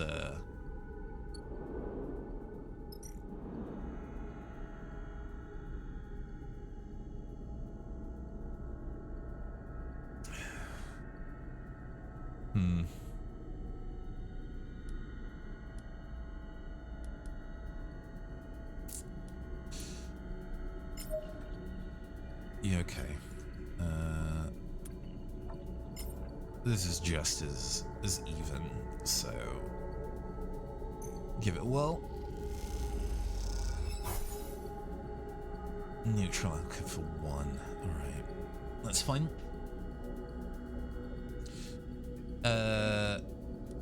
We're gonna use your 6 near to go and put 2 here. Alright. And we can use this 3 to give us a 75% chance to film that last segment. Okay, sick.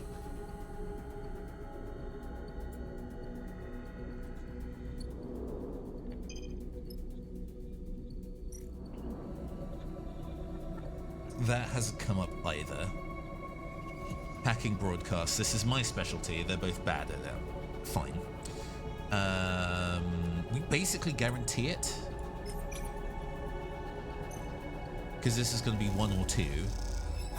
Sure. And then this is 2 guaranteed.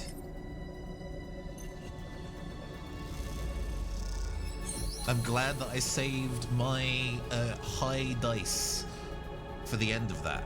Nice, nice, nice. Okay. Ooh.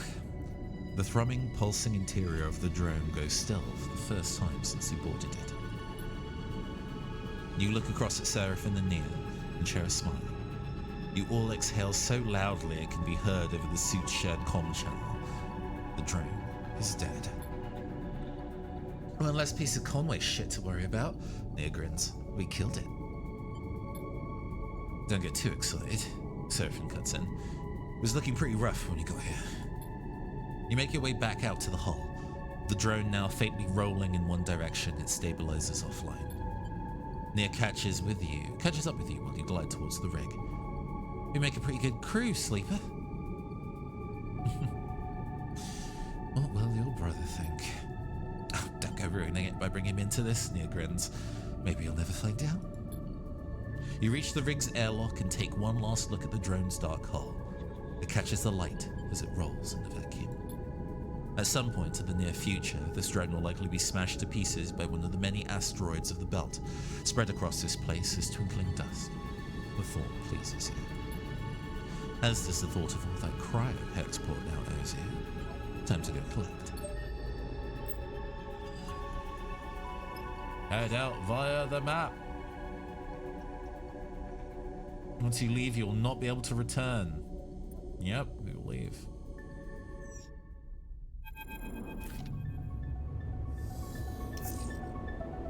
Oh, and the new circle starts, so get new dice. Cool.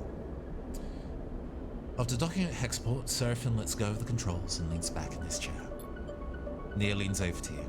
Oh, thank you, Sleeper. She stretches. I know you took a chance on me. Glad to have you. Nia smiles an infectious smile.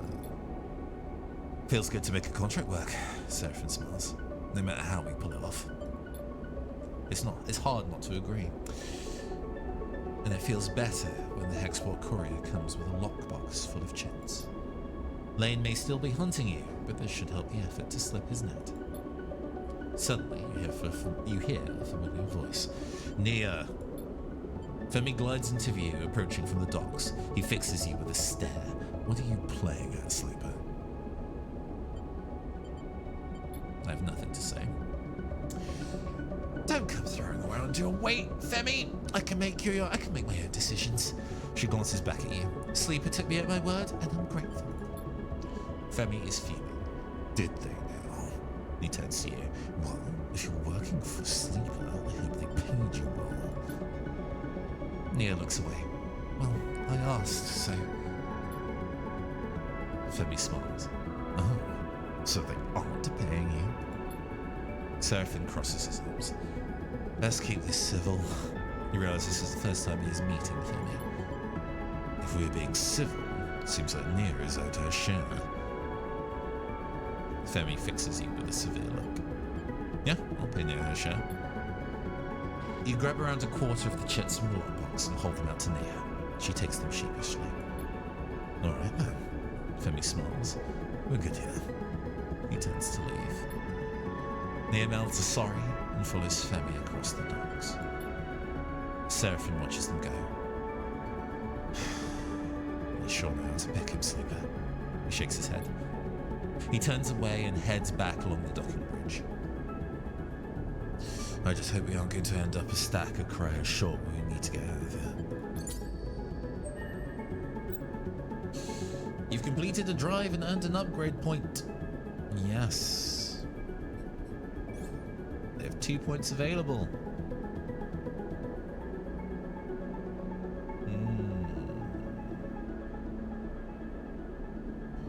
No dice damage on push rerolls.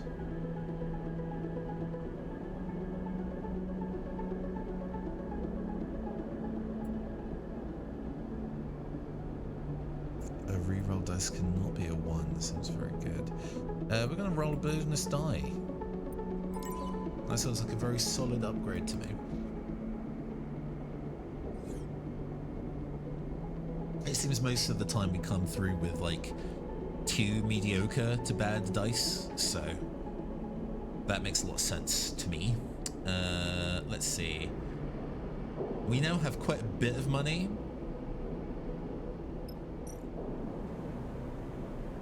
No jobs for us, that's fine. Which I would love to use to refill both fuel and supplies. We only need 15 fuel to get out to the thing. So let's make every cryo count. Also at max food, which is great.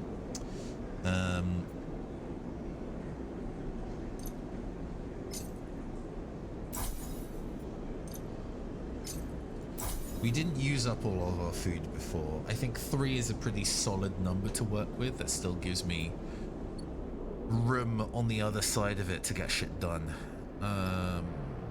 Which also gives me a lot of fucking dice to do the mission. Okay. A thought. If we leave now, assumedly the cycle doesn't reset. I'll actually ask that as well of you, Cruising, if you're aware. If you still have dice on you when you go on a mission, does it still re-roll them all when you move? Because if it does re-roll them, then I may as well spend this very good hand of dice now. But if it doesn't, then it might be more beneficial for me to fly out now and get it done. It feels like it's a further point on in time where I would be sleeping at least once, so I would not be surprised if my dice were rolled. I genuinely can't remember, unfortunately, if my dice re-rolled when we did that first mission. That is not a detail that I kept in my brain, unfortunately. Still, we move. Okay.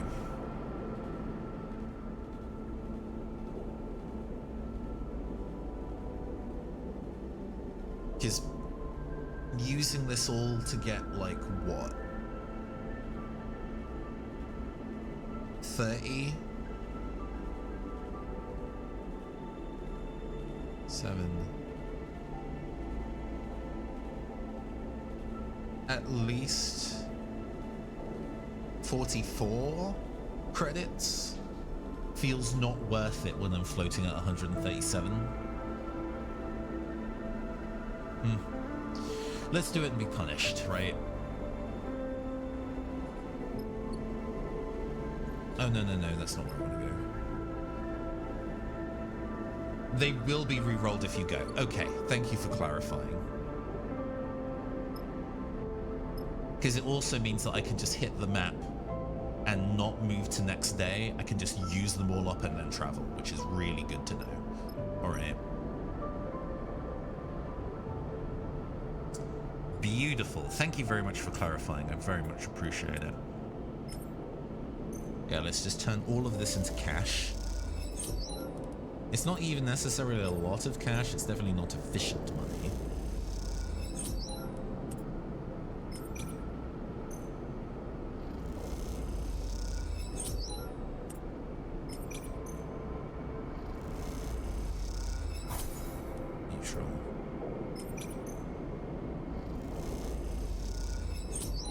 Okay, slightly better than what I expected. Cool, we are in good cash standing. We have good fuel and enough cargo. Let's do the second mission. Carsten is offering you a straight barter for the feed lines if you want to bring him. Yeah. Let's do it. Confirm Vector. Ah, she's not available this time. You only get to do one with her. I see. That would be very interesting, actually, if in an alternate route you decide to just gun for this. I think I would feel it if Nia wasn't there for that first mission and we're doing it with just 2 people. It would be definitely cut a lot finer. But the ability to do this bigger mission with 4 people feels like it would do really well, but that's okay. We're definitely going with Junie on hand. Right, let's travel to contract.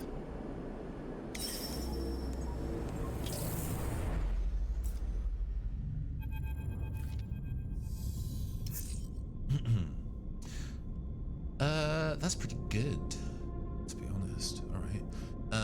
The Solheim derelict fills the cockpit windows. What? Oh, right, as we drive past, I see.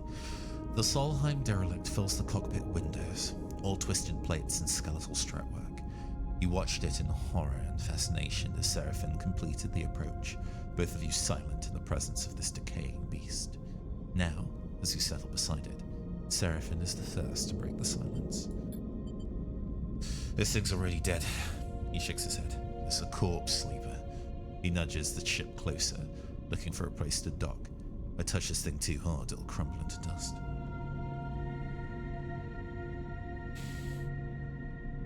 I'm not going to argue with him. We're doing this mission, whether he's pleased about it or not. Seraphin glances back at you. No advice? Take us up there. That's the bridge. That's the bridge. Junie points towards one end of the ship, and both you and Seraphin turn around, having forgotten she was even in the cockpit. She hadn't said a word since you departed. She glances at both of your bruised faces. What? She looks away. Sorry. That's where we need to go. She stops pointing. Seraphin nods towards Junie. She's not wrong, sleeper. The bridge will be a good start.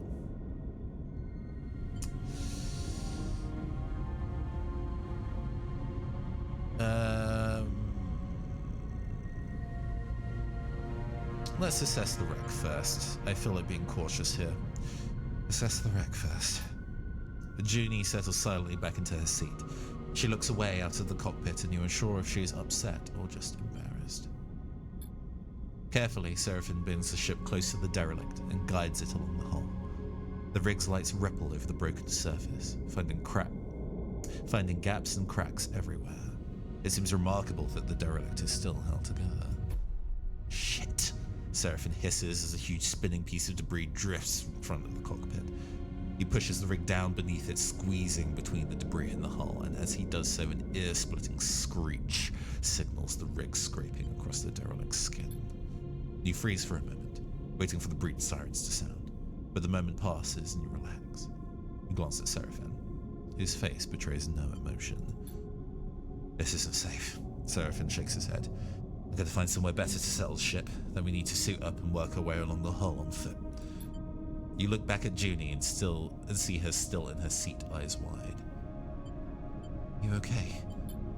Junie looks at you, and there is a sudden unfamiliar hardness in her eyes that surprises you. Then, a moment later, it is gone, and her gaze softens. I'm okay. She smiles a flat smile. Don't worry.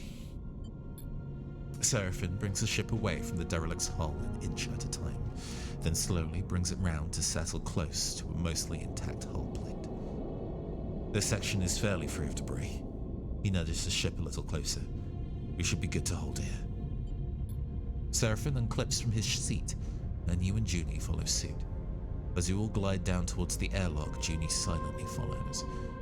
You can't help but feel judged. As you reach the airlock, Seraphin begins suiting up. If we're lucky, that little collision hasn't started a cascade that will end with this place coming apart under our feet. Seraphin violently kicks his legs into a set of Eva trousers, clearly irritated by his own carelessness. It wasn't your fault. Seraphin shoots you a look. Fault isn't going to matter when we're floating off into the black. This is a delicate job, Junie says quietly, almost to herself. The data core will be fragile. She casts a furtive glance in the direction of you and Seraphin. Very fragile. Understood. Junie nods appreciatively. The rest of the preparation process takes place in tense silence, each of you considering the delicate job ahead. You suit up too. Though you don't need a helmet to breathe, you slide one on and lock the seals for protection. This wreck isn't going to give up its salvage easily. The core should be near the bridge, maybe even inside it. But there's a lot of wreck here, and there might be good salvage tucked away in the cargo hold. Once the suits are on and the seals are checked, you cycle the lock and stare out at the vast expanse of the twisted hulk before you. Time to get to work.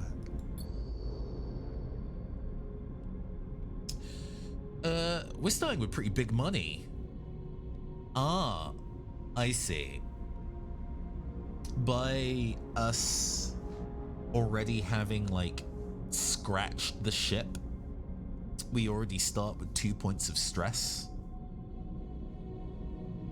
But there are many, many instances of us being able to fuck up before the mission fails. The fact that it's this many is mildly concerning.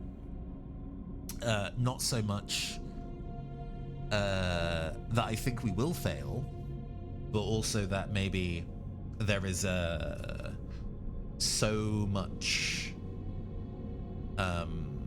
stuff for me to do that we run out of time. Is kind of what I'm concerned about. But still, we can go and check our stats circumstances for free. So what does this need? Once again, we have an endure, which sucks. Unfortunately, Seraphim has a 6 for that, so we can push that pretty cleanly. I might spend one of my 5s in there as well. And then over here, slightly more difficult than the first game. Yes, I have a feeling. Oh my god, another engineering fucking check. Suffering.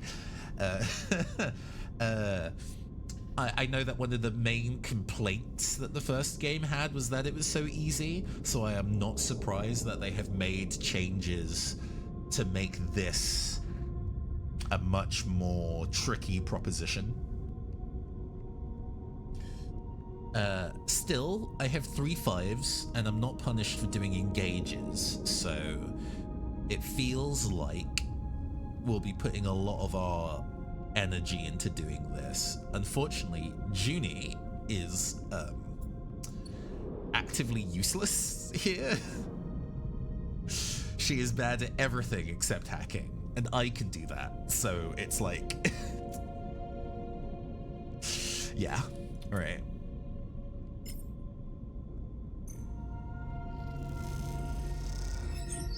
Ooh, that's for 3 sections. Excellent. Okay. In that case, I wonder if I can go for the 75% chance here. So even if we get a middling result, we should still complete this. Shit. Just personal stress. Okay. That could be worse. That could be a lot worse. Sucks that my die got eaten. In that case, it might be worth for Junie to spend her 5 here, which lowers to a 3, but it's still a 75% chance. And she's not going to be doing anything else today. Okay.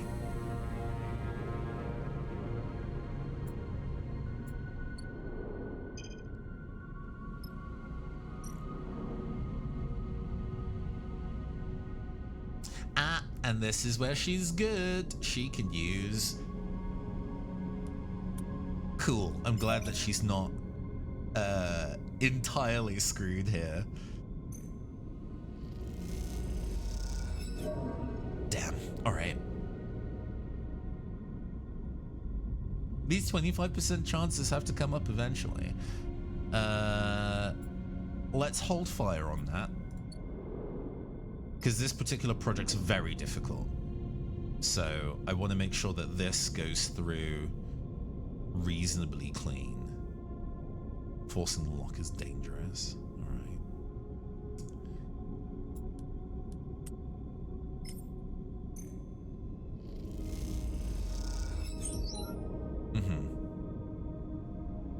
Positive outcome is 2 segments.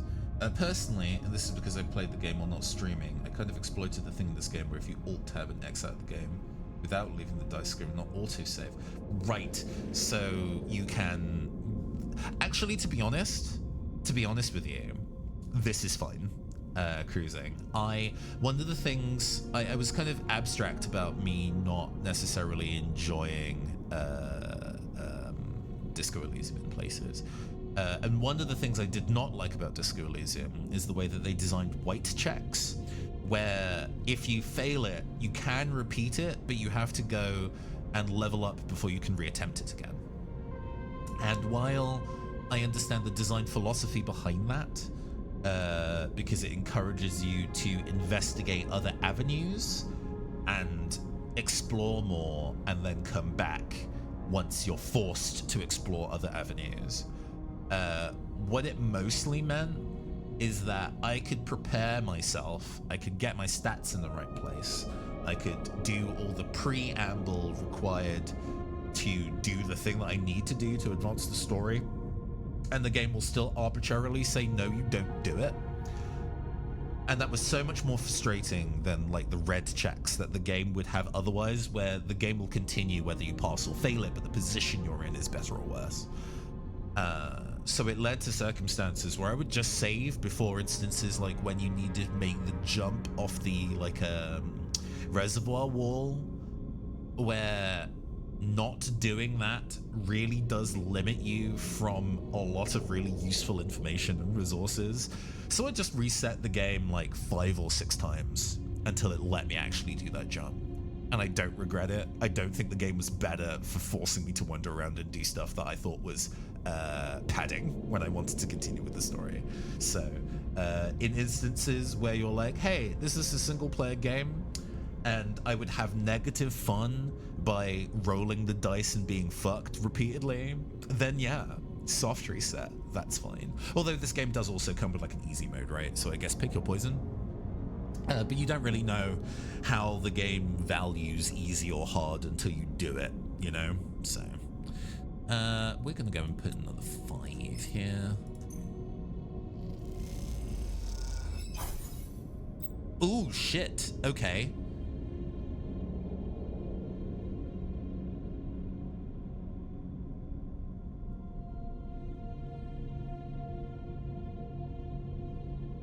Crisis active +1 per cycle. So what, is this going to start compounding?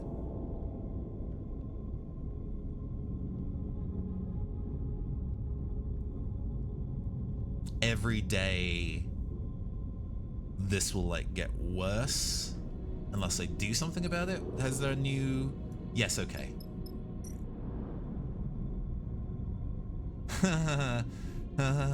Fuck my life. Okay. And it's endure, which I'm bad at.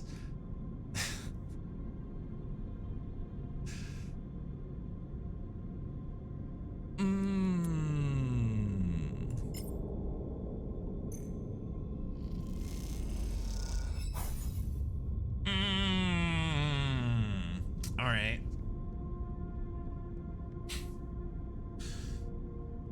So this is gonna increase by 2 pips tomorrow. I don't think I can force it today, because if I go in with a 5, it's gonna drop it to a 3, which sucks. That's not really good odds at all.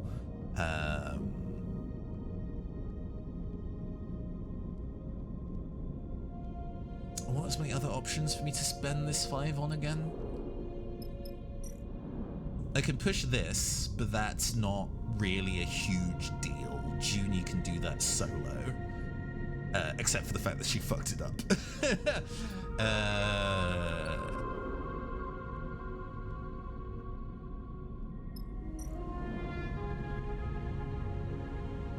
Continuing to push this maybe feels okay. Because this still needs to be done, right? So. Okay. It's specifically that if it's a negative, if it's a neutral outcome, it pushes the stress. So 6s are genuinely the most useful thing for the Force to lock. Okay. I will push and reroll that die to a 4. That's not really what I'm looking for. Where do I want to spend that? Because I don't want to spend it here, because the neutral will really punish me. That's just going to have to be here.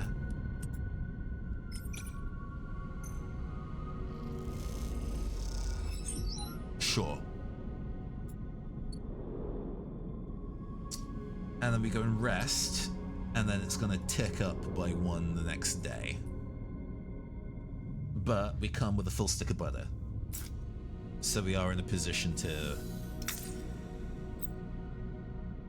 Oh, because my things are worse.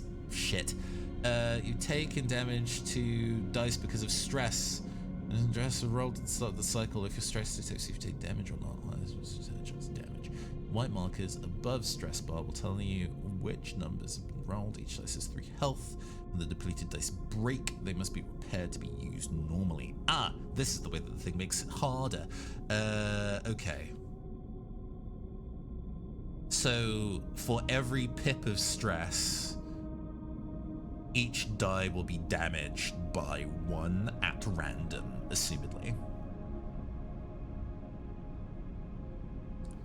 Typically, broken dice cannot be used, however, in safe difficulty they can, and they're counted as 1.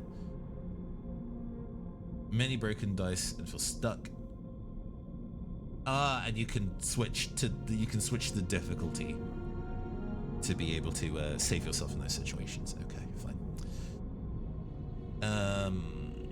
5 and a 4 are okay. That 2 sucks dick, but I can re-roll that.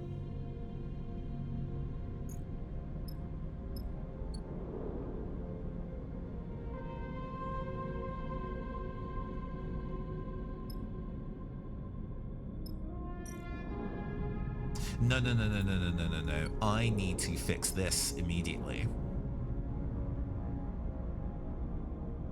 And my guy, you are the only one who can. Please be a positive hit. Flip that coin. Motherfucker. Okay.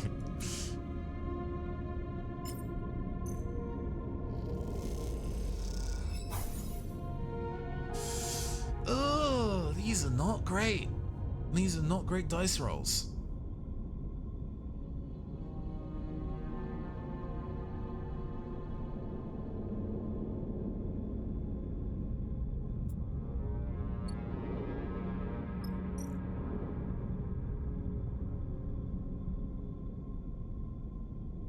Yeah, no 6s is a bad fucking time here. Because a neutral success is still really bad.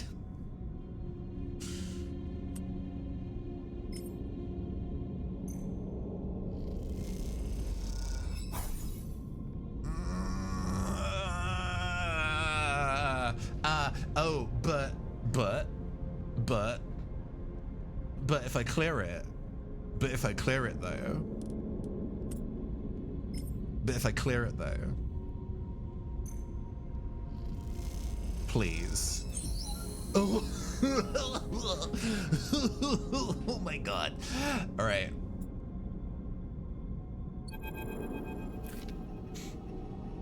Oh my god. Okay. Tense. The bridge of the derelict lies silent. The pale beams of your suit lamps catch rows of terminals and clouds of glittering dust. Wires wave like seaweed, and the whole scene appears as if underwater. Chaotic, but still. Junie glides past you, disturbing the dust and taking you by surprise as she does. She's been a stoic presence so far, but in this moment she seems drawn forward by some force or curiosity. You watch as she bats away debris and begins checking terminals. We let her work. She is already prying an access panel off one of the more intact-looking terminals, and as she does, puffs of rust color the vacuum around her red. She turns back to the terminal and finishes prying off the plate. Then, she reaches inside, fishing around for something. Her hand comes back out with a waving cable topped with a thick connector. As soon as she sees it, she slips a keyboard-sized deck out from somewhere on her person. She runs her hand across the back until she finds the right port and slots in the connector. All of this happens in a few seconds. The routine is practiced and precise. It is hard not to be impressed. Nicely done. We'll see, she says so quietly she seems mostly to herself. Junie's fingers dance across the deck's keyboard, and a burst of static lights up the Solheim terminal screen. The sudden burst of light and color takes you by surprise. Junie's fingers tap away, the terminal screen flashing with blocks of color and lines of code. It buzzes and vibrates. Its long-dead system is forced back into chaotic life. Then, all at once, it goes dark. The terminal is dead. Shit. Junie hisses under her breath. Useless. You cannot tell if the insult is directed at the terminal or herself. There are plenty more. She looks up at you, a confused expression on her face, then scans around the bridge. I suppose. She pauses. But even from here, I can see that most of them are less than scrap. The cradle with the data core can't be full. She pushes off from the terminal, gliding away from you. I'll start looking. She calls back and heads to another side of the bridge. Seraphine glides up beside you. Everything all right? All good. Good. Seraphine claps you on the shoulder. Seraphine stretches in his suit. I have to admit, it's nice to be back working, especially now that we're the ones who will reap the benefits. He claps you on the shoulder. Feels good to be taking our fate into our own hands. I know it's pretty rough there, back on export. And out here, we're just as likely to get shredded by debris as find the damn data core, but aren't you glad we made a break for it? He pauses and looks down, having asked the question almost by accident. I mean, I am. I just don't want to speak for you two. No, I'm glad to. Seraphine smiles. You better be. I didn't give up that little dark side cupboard I was living in for nothing. He laughs at his own joke. Look, Seraphine checks his suit's wrist seals. So once we've got a bit of space behind us, once we've gone the distance, if we manage to get that far, he furrows his brow. Don't feel you owe me. I'm no charity case.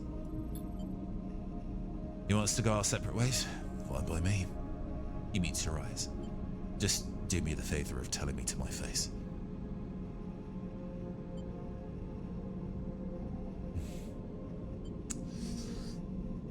Difficult. We have a lot of history, clearly. But also,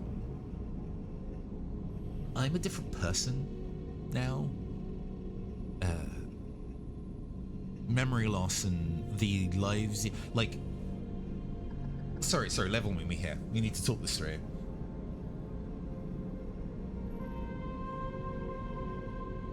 One argues that it's your memories and experiences that build your personality. Obviously, psychologists do not understand how the human brain works in that level of detail. You know, a nature versus nurture kind of thing. When it comes to psychology, it's still something that's very up in the air. But I feel that it's your experiences that make you.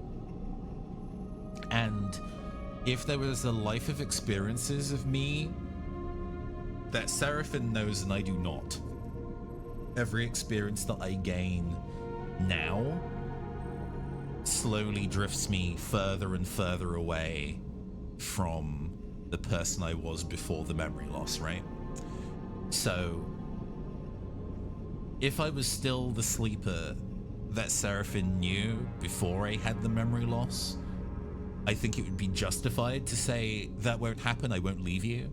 Or at least we would be better informed if that's how my character really felt. Now, though, all bets are off. Life is something that we're here to discover. We don't really know Seraphine's true colors, even though it's obvious he cares about us. So I don't want to get his hopes up, I guess. If that makes sense. Oh well. Seraphine nods, but does not respond. After a moment, he shines his torch out into the dark, checking the rows of terminals all across the bridge. You watch the glittering dust as it eddies in the beam. Seraphine sighs. Let's get to it. You watch as he crosses the bridge, his torch probing the dark corners. You feel a chill run through your body as you imagine the people that once ran this ship. The Solheim crew, surely long dead. What was it like before the collapse, when the system was the jewel in Solheim's crown? It's impossible to know. Their history is lost to you now. All you can do is pick up what you can from the roads. So things still fucked. Things bad. we have this new thing to do. Fortunately, this is hacking focused, so we can kind of have Junie really kind of take the wheel here. I'm still terrified of this. This is so far behind.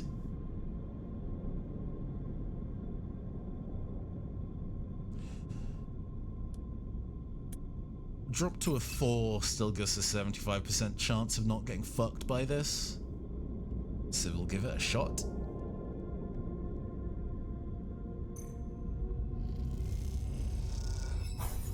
Okay. Alright. Bad times. Bad times. I really want to push myself to re-roll these. These are just... yeah. We have 2 more days of food left. But I think what we currently have isn't really good enough. Okay, this is a mixed success. We can probably push this to something useful.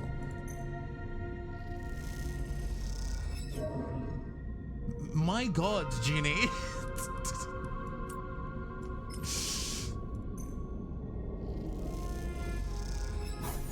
Okay. Okay. Oh, it's bad for Junie. It's bad in these streets.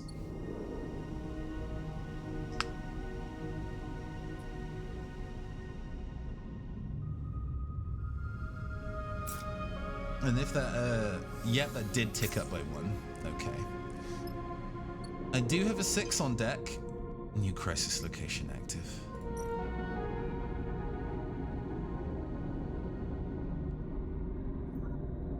It's a hacking one though, so we do stand good odds. That's a much better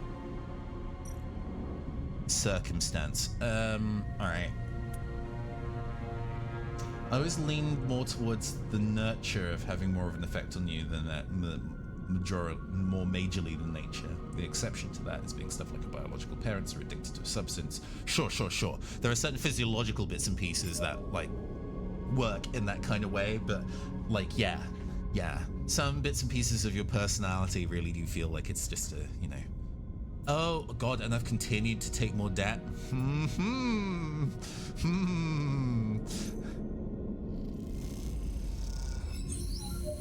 Okay.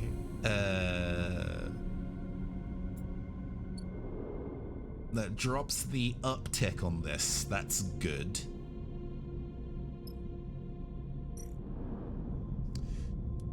Junie, I am begging you. Although, to be honest... No, she can't gain more stress. Yeah, no, that feels worth it. Considering that was the neutral outcome, I think that was worth it. Yeah, the process of getting additional... Oh, and I still have to do this? Oh my god. Oh my god, that's so mean. Endure is so important. Endure has been astoundingly important in every mission so far. I am regretting being an operator. And the fact that no one on this team has any engineering at all, nightmare. Okay.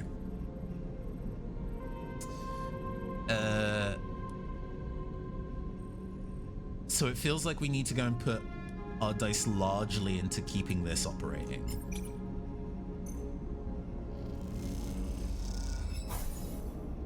Sure.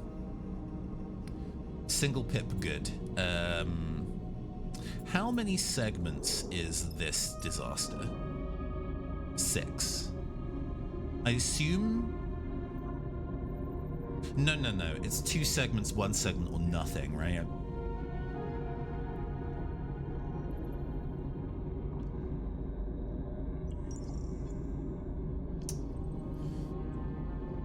But with my current dice, I'm not going to be making any errors on these hacking checks. We are out of food. We have to do this today. Oh my god, this is so bad. It's so bad. It's so bad. I should have left with more food.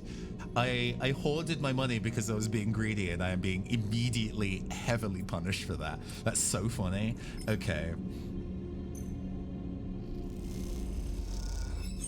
It would be nice if we were leaving with additional scrap. I can't risk that. We need to do this job and get the fuck out of here.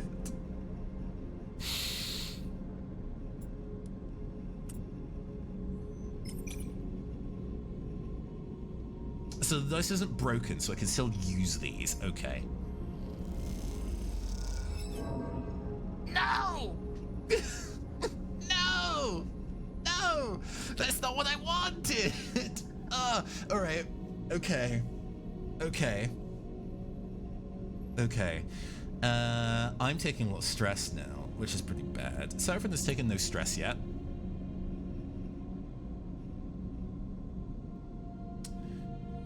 But if we back out now, the stress meter will only tick up by 1. All right. We may just lose. We may just lose. And that would be, sad. And they're now starving. Yep.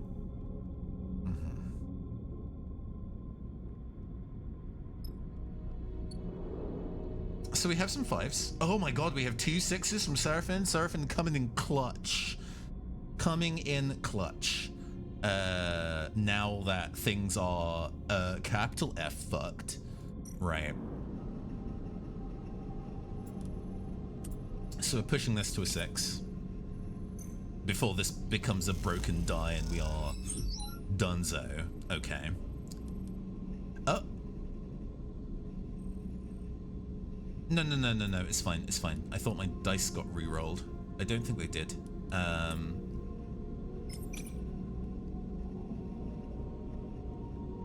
Or did they? Did that just drop everything in my inventory by 1? I don't know. I didn't quite see. Scary though. Scary.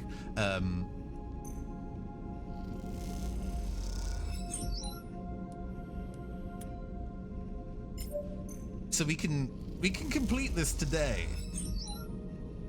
We can complete this today. Because hacking will force this to be a 5, and it will be 50-50.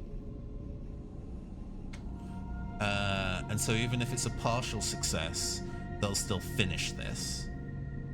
I have a horrible feeling, I have a horrible fucking feeling, that there will still be an additional thing we need to do to retrieve it.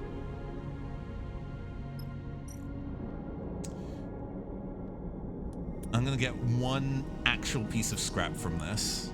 Minimum. We have to, or this was actively for nothing. Oh, and it does deal derelict stress to do this. No! No! No! That's awful. Oh, I am being so terribly punished. Yeah, okay.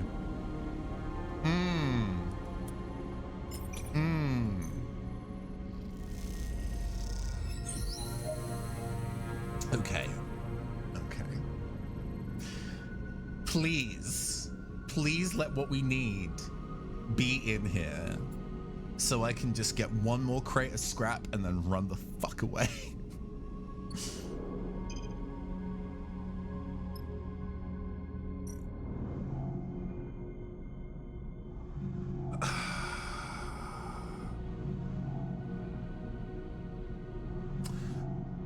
Okay.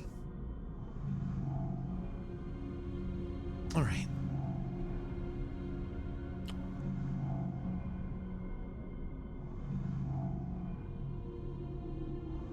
All right. Let's see here. How much does a neutral success give us?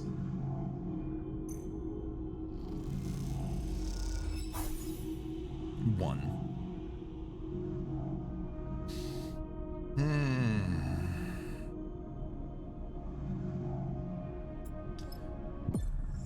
Yeah, that was necessary.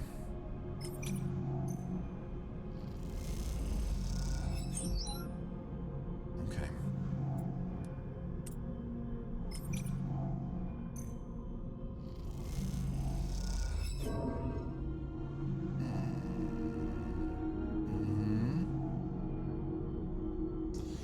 So we all have to take one stress tomorrow. We have to. It's an incomplete mission.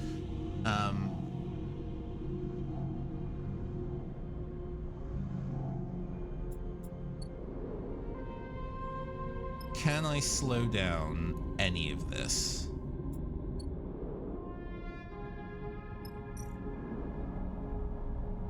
Engineering? No. No. No, that's not happening. Okay. So tomorrow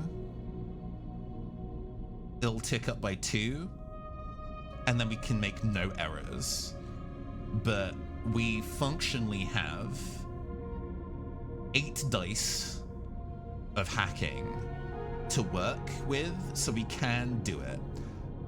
However, I was kind of like, can I remove some scrap and spend another 6 to guarantee that? No, because it will push the stress up by 1, and then the next day I'll push the stress up by 2, and then the mission will fail. So, skin of our teeth, we do get to leave with 1 piece of scrap. We are in a terrible condition, though. I really should have stocked up fully on food. I was so arrogant. Yep. One of the dice is broken, so I guess we have 7 dice, not 6. That's okay. I see why Laurie liked this more. It is definitely harder. Mercifully, my dice rolls are very good, so we can get the fuck out of here, even if Junie has done nothing but be a fail girl this entire mission. I am so disappointed. And it's not her fault. Those 25% chances just kind of crept up on all of us. But it is rough in these streets. And then a 4 push to a 5 guarantees this success.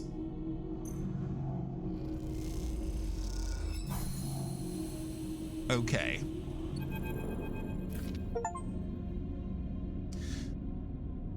Good God. And we don't even get paid for this? We go back to no money. We get the cables, but no cash. Piss. All right. You watch nervously as Junie guides the core out of the cradle. A large ball, almost half your height in diameter, it glides up out of the framework that held it, connections waving loose and cut. Her breathing comes through the suit's comms, loud enough to be picked up, and it fills you with tense energy as you watch. Over the course of this job, you have seen Junie both focused and distracted, nervous and precise, but you have not seen her any more confident than in this moment now. She floats beside the data core, handling it with care and skill as if it were the vast egg of some endangered bird. She glances up and sees you watching her, and you notice something unfamiliar in her eyes. Something that you've perhaps seen in a passing moment before. Only now, it is no momentary lapse or change. It is set in place. You see determination. She guides the core a little away from you with one hand, and at the same time comes forward, almost placing herself between you and her prize. And it does seem to be hers in the way she handles it, the possessive way she screens it with her body. We need to talk. The statement comes flat and deadpan, any nervous tremble gone, right now. Okay. Sleeper. She takes a deep breath. I want to be honest with you, but I need you to know you won't take this from me. Junie glances around the cradle defensively, but Seraphine is already heading back to the ship to prepare the cargo bay for the core storage. You two are alone.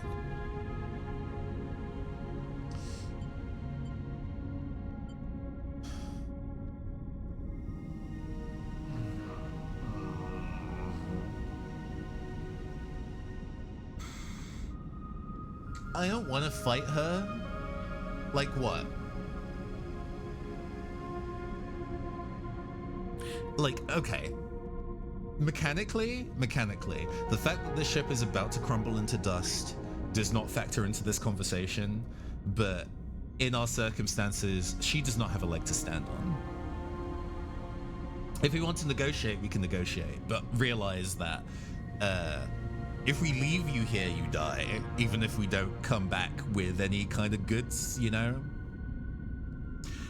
You have to travel back with us if you want to be an a-hole about it. But tell me. Fine. I won't. She looks at you hard, trying to read your expression. Carston doesn't deserve this treasure, Sleeper. Junie glances over her shoulder at the core. Do you know how many of these are left intact? She shakes her head. And all he wants to do is wipe it clean so he can use it to interface with Hexport. All that data, gone. So, what do you want? I want to extract the data, to make use of it. And you see some genuine emotion flicker in her eyes. She sighs. After extracting the data, the core will be unusable. There's a security system that will fry it if the data duplication is attempted. I could delay the security response long enough to copy the data, but after that... So... Yeah, no, so the way that I tend to rock with these kind of things cruising is that in general, I don't mind mechanics spoilers, because I get frustrated when there's a rule. If I understood the mechanics of the game and therefore would not be punished, and then I'm punished for just not knowing things that the game expects me to know, I hate that shit. I hate that shit a lot. But like narrative decision stuff, I kind of like making do on my own unless I ask. You've been actually really good about kind of giving me info when I ask, and I genuinely really appreciate that, you being around to kind of give me that info. So I do really appreciate that. What my thinking is, though, is that, hey, this is, in many senses, Blades in the Dark, both in terms of dice. The kind of setting kind of really fits that. It's just in space. You maybe want to call it Scum and Villainy, or maybe even Cyber plus Punk. You know, double and triple crossing to get what you need to survive is kind of how this kind of things go. And striking up relationships with people is one of the things that I found so sweet about Citizen Sleeper 1.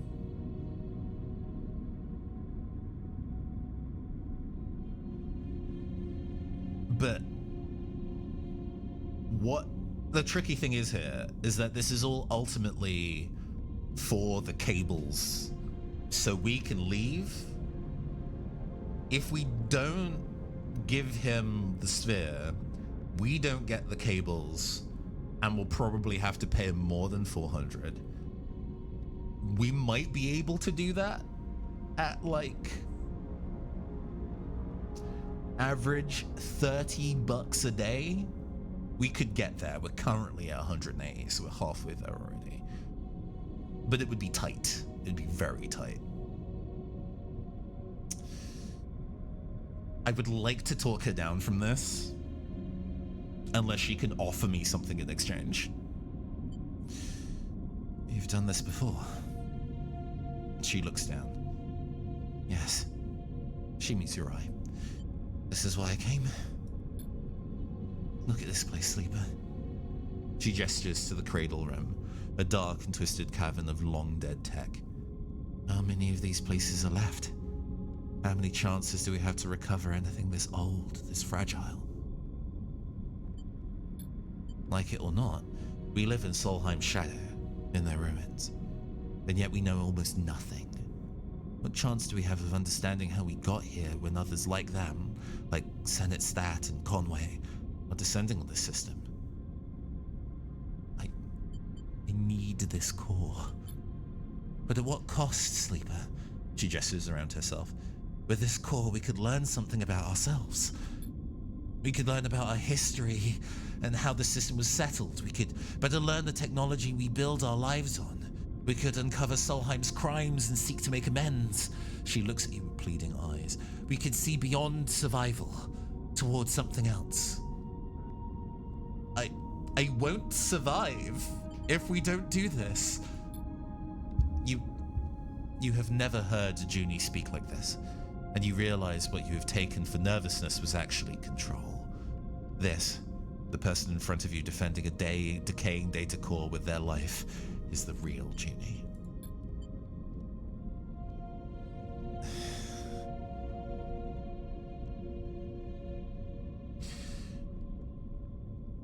But then you think of Lane, of the price he likely put on your and Seraphine's heads, and of the feed lines without which leaving Hexport will be almost impossible. Is this even a choice?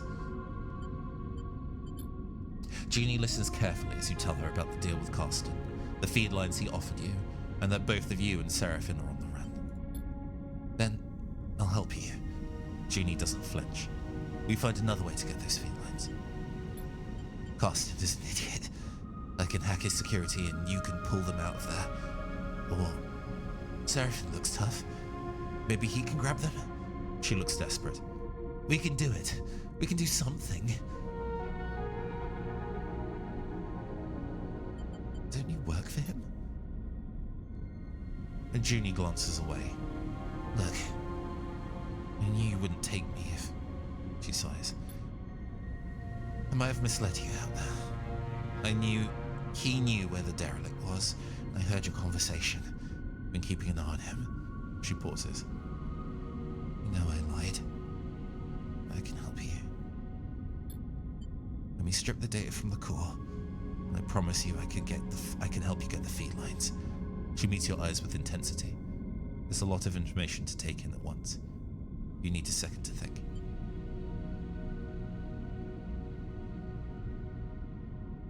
Like, this is gonna piss off Carsten.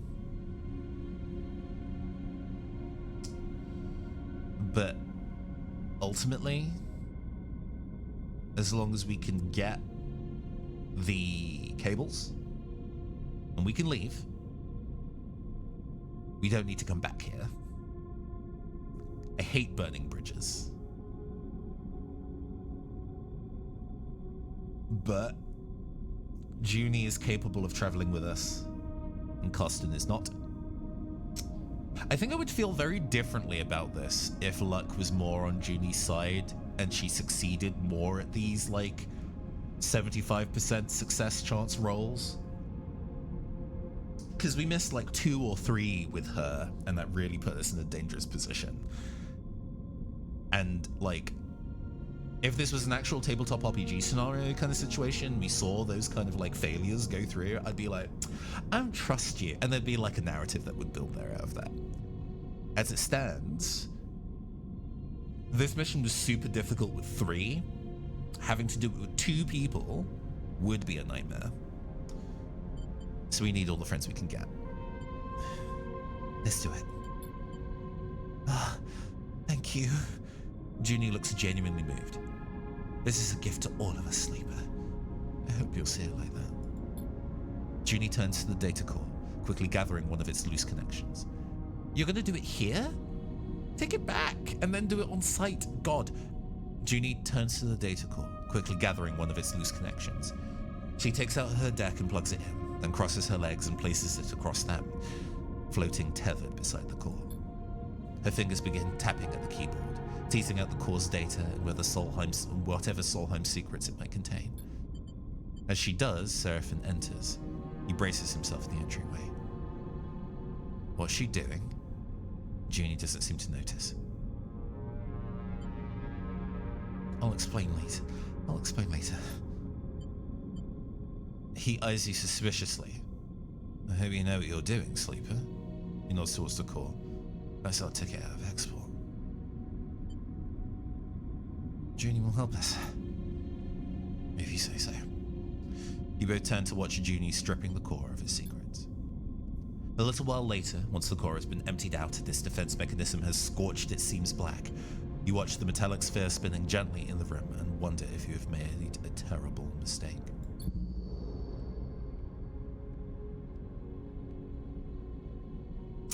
Yeah. Yeah. Uh-huh.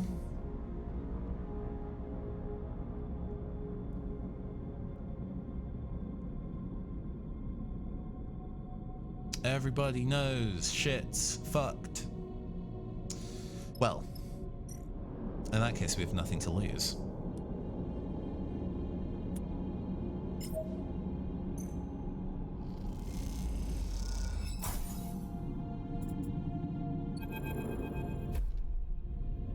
There was a horrifying lurch.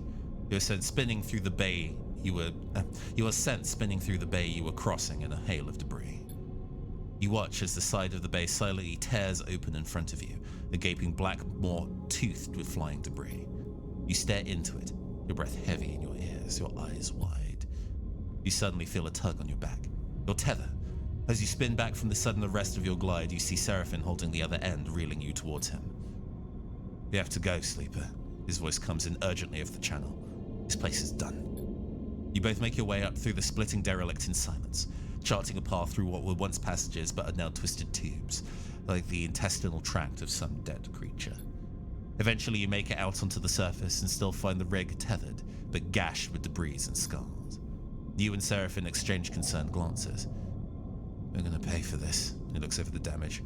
Let's hope she still flies. You tether together and push off from the hull, Seraphim guiding you through the debris. Below you, the derelict is exploding in slow motion, tearing apart into a swarm of razor-edged shards. I sure as hell hope Junior's going to come through for us, Sleeper. You hear Seraphim on your private channel, because if you gave her that call for nothing, then this contract was one of the biggest wastes of time I've ever seen. It's gone. Junior's voice comes through faintly over the comms. She must already be on the ship. Thankfully, we got the call. No shit, Seraphim answers back. Contract's a bust. What a waste, Junior says quietly, and then the channel clicks off. You arrive at the rig's airlock and bundle yourself inside, noticing the exterior damage. It looks mostly superficial, but it will no doubt take its toll on the ship. Once you're back in the cockpit, you look out at the derelict's shattered form. It seems you will be its last visitors. Well, this was a shit show.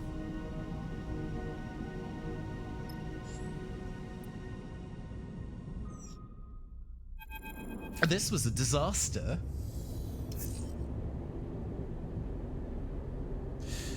As you arrive into Hexport, Junior speaks up from the back of the cockpit. We're going to have to act fast if you want to take those feed lanes. You and Seraphim exchange glances. You're both still getting used to this new Junior. We?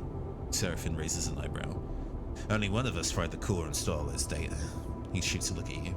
And for some reason, we let you. It was the right call. Was it? Seraphim laughs. Well, I'm reassured.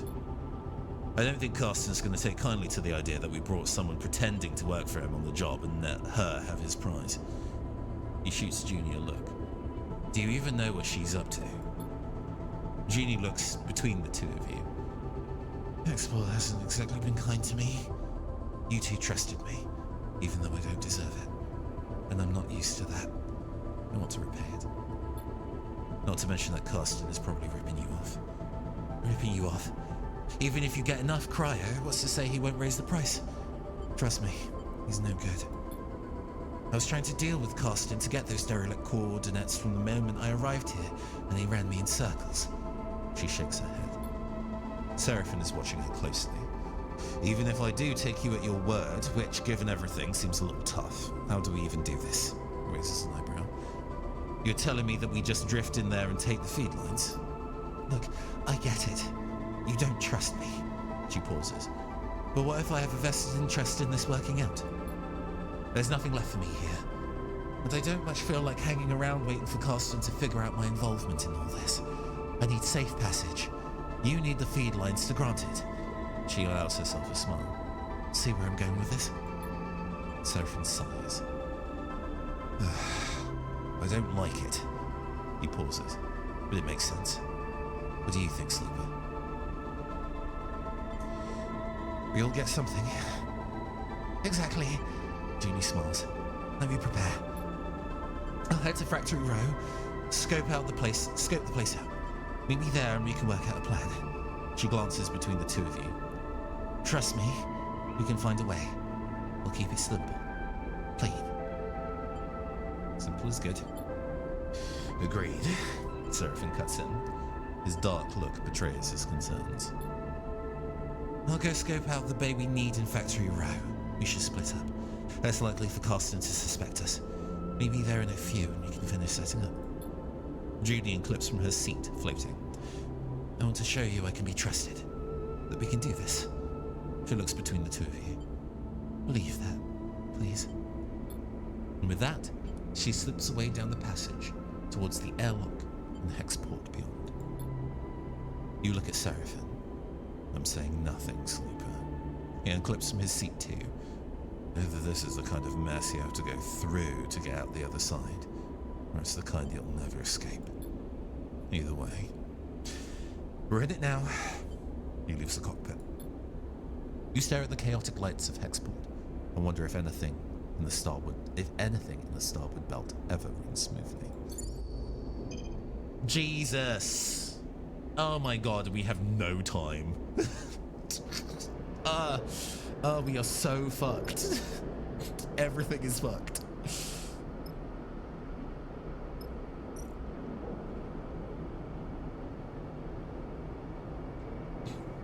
We have 2 plates. You best give me so much fucking money.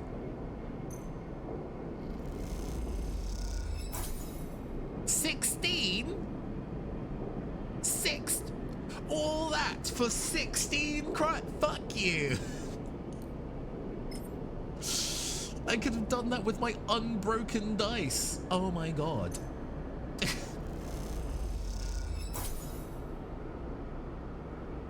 Oh, sure. There's a chance it could be better. I see.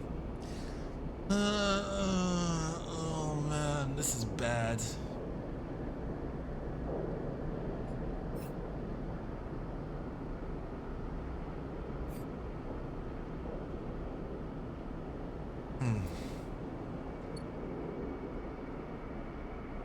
We are not rolling in cash on the other side of that.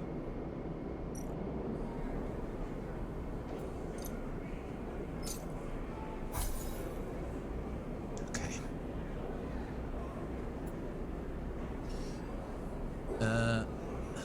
I guess this is because it was like 7 to eat at this diner. Yeah, for 2. So eating there is actually cost effective if there is nothing else that you need.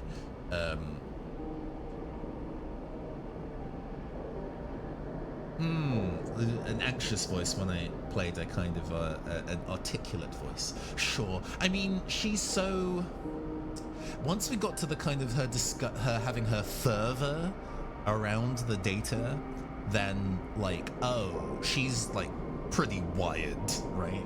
And everybody in this, most characters are pretty messy and cluttered and have all their lives on their person rather than in a base of some kind. But there are definitely, at least in Citizen Sleeper 1, some characters that look like slick. There was that woman in the first game that had like the transparent raincoat, and she was so well put together, you could only really give her a very kind of slick and articulate voice for her. But this like very young, very frantic hacker, I felt needed a nervous energy, I think. Okay, so healing our fucked up dice is important.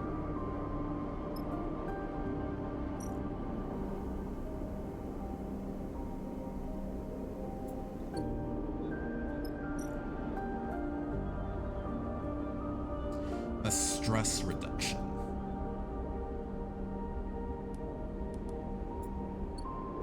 So, yeah, we're still...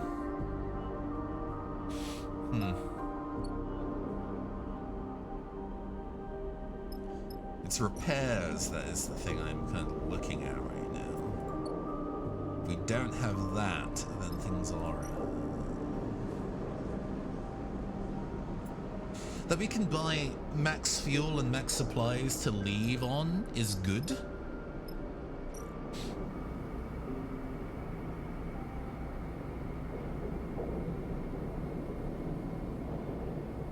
Right, I see.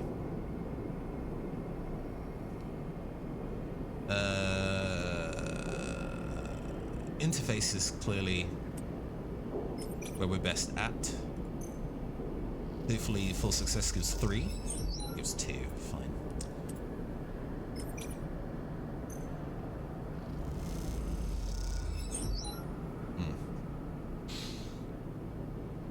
Now,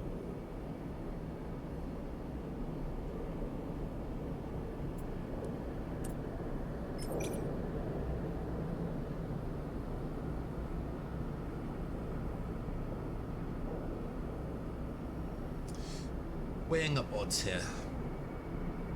25% chance I complete this now.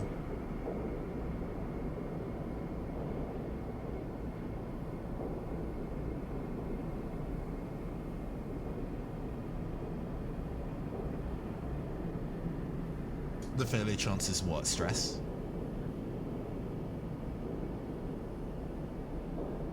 Energy? I don't think these clocks don't drop on failure, so... Okay. What is the odds on a 2? 50-50 neutral to negative, okay. I'll take that coin flip to finish it today, truly. Yeah, alright, that's fine.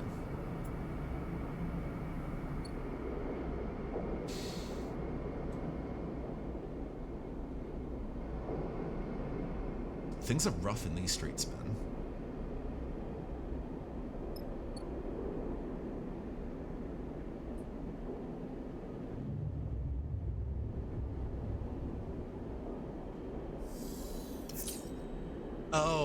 Oh, that's so bad. That's such a bad roll. Ugh. Miserable. All right. Let's eat, because I can afford to do so. Hello.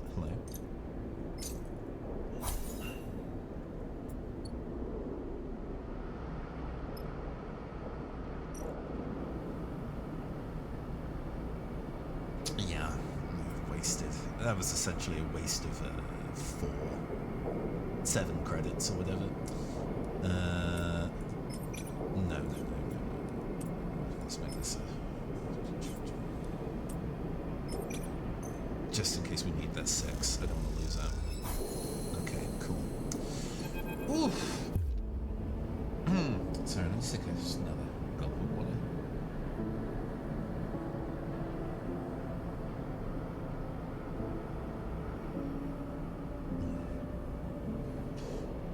The sound of fist on keyboard wakes you from the scrolling code on the terminal screen. You turn to see Junie, a rare half smile on her face as she floats cross-legged with her deck in her lap. The blue light of the snap-on screen makes her eyes glint with a glittering excitement. Got him. She sees you a look. Carson's whole system is mine. You push away from your terminal to glide over to her screen. Running the mapping protocol now. I want to know everything. I want to know every little dusty corner of this network. Nice work. Hold on. We aren't there yet. It's coming up now. Seems Carsten is pretty paranoid. This whole system is iced over with some serious security. She frowns. What are all these layers of... The red pulse flashes across her face, changing her features as it does. Shit. Their fingers dance across the keyboard. Something is closing the port. We need... Another red flash and her screen goes blank. Junie's fist hits the keyboard again, harder. We've been kicked out. She's rapidly shaking her head. There's no way a salvager shop should have that kind of countermeasure. We are so fucked. Oh. She looks troubled. That's it? Locked out? She looks over at you. It seems so. I think our friend Carsten is involved in some nasty stuff. She rubs her forehead in thought. Wait. Her fingers fly across the keyboard, her screen flickering with commands. A complex node graph assembles on the screen, a mess of interlocking connections. The mapping protocol did enough. She points at the screen. All the security systems are there. She indicates a dark section of broken connections. We didn't get what's here, but it seems like we found some kind of archive. Nothing we want. I wonder what's there. Jeannie shrugs. Some big traitor troll. Some big data trolls, it looks like. Copies of old drives he found. Could just be a load of old data left over from old salvage. Could be just a load of data left over from salvage jobs he thinks is worth something. She smiles. He's a meathead with no eye for data, so it's probably a load of debug logs he thinks are Solheim secrets. She giggles at the idea. Jeannie pulls a thumbnail drive out of one of her many pockets and slots it into her deck. Time to train my cat. Identify the program, please. Okay. Oh, we lose stress from landing those correctly. That's nice. You watch the code spilling across the screen and notice the addresses from the node map being marked and logged. As you watch, you see the cat identifies weaknesses, marks nodes with multiple connections and fragile structures. It's making a plan of attack. Junie is going to blast Carsten's network apart with raw data. Junie sees the look of recognition in your eyes. And I thought I could show you something new. She looks impressed. I call it a Katzenjammer, CAT for short. Give it a map of the network and an entry port and it'll flood the system with raw data and network noise. Any tech connected to it gets a killer headache. I built it to take the remnants of Solheim and security systems out of commission and old derelicts. She squints. I had one too many close calls. What will it do to Carsten's shop? Pretty much fry anything on our map. Cameras, shutter controls, alarms. Will be pure chaos. She plucks the thumbnail drive out of her deck and hands it over. The cat head sticker on it catching the light as you turn it in your fingers. You've still lost access, of course. Junie turns back to her screen, bringing up another node map. But there's an old Solheim port from the original facility just outside Carsten's. Slot the cat in there, and you should be able to find a back door. What are we waiting for? Nothing, but she looks away.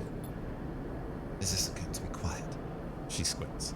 His whole system is going to get data blasted. It's not a subtle hack. When you slot the cat, you get in, grab the feed lines, and run. Sounds like one hell of a risk. Seraphin's voice catches you both by surprise as he slips into the dark and empty unit. Well, Junie pauses, looking between the two of you. This is our best option. Seraphin narrows his eyes. And where will you be when we run the gauntlet of this scrambled security and make the grab? Junie looks away. I can monitor how it goes down remotely, from here, or the ship. Seraphin gives you a look. You can tell he's finding it hard to trust Junie after everything.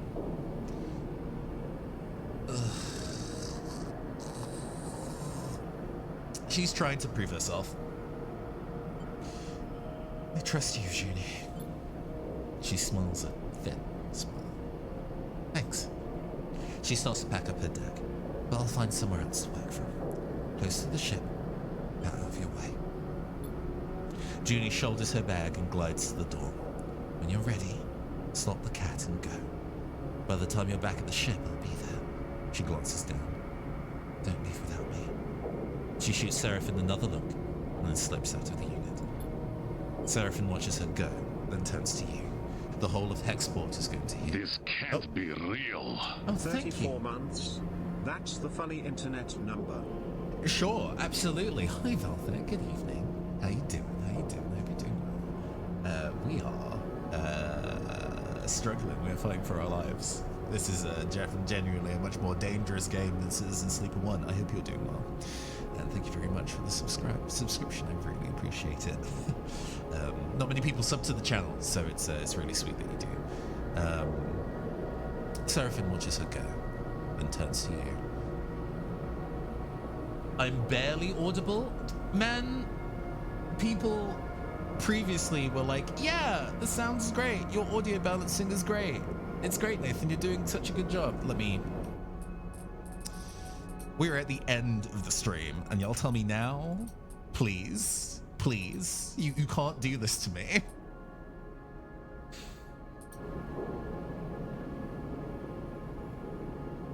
Check, mic check 1 2.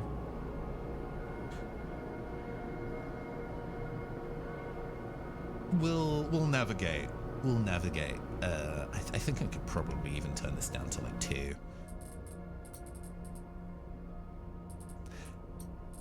We seem the eyes have it, at least. If it continues to be miserable, please let me know. I realize that some of the line delivery is a bit more. No, it's fine. It's fine. It's fine. Some of my line delivery was softer in places. I see. I mean, as you should. I'm glad. It is dependent on how loud / soft I'm talking. I see. I understand. I don't have audio ducking set up, mostly because that could be a little stark. So we might just have to wiggle. We might just have to wiggle when I'm doing this. Hey, you know, I'm entirely fine with my audience murdering so many Nazis in Minecraft. You know, just all the. I'm assuming you were playing Eat the Reich. Great game, by the way. Please play Eat the Reich. It's a fabulous tabletop RPG. Anyway, we can't. Seraphine watches her go, and then turns to you. The whole of Hexport's going to hear about this. He shakes his head. We better be ready to go the moment you slot the thing. I'll be ready. Seraphine nods silently. I'll be at the ship preparing the engine. We need to be ready to fit lines as fast as we possibly can. He meets your eye. Be careful. Don't stop for anyone or anything. He puts a hand on your shoulder, and don't even think about looking back. With that, he slips out of the unit, leaving you alone to consider what comes next. Okay. All right. We have 2 segments left on the clock. So I can spend this 6 on earning cash just to shore us up. Yeah. There's no check that I need to do. So we are gonna.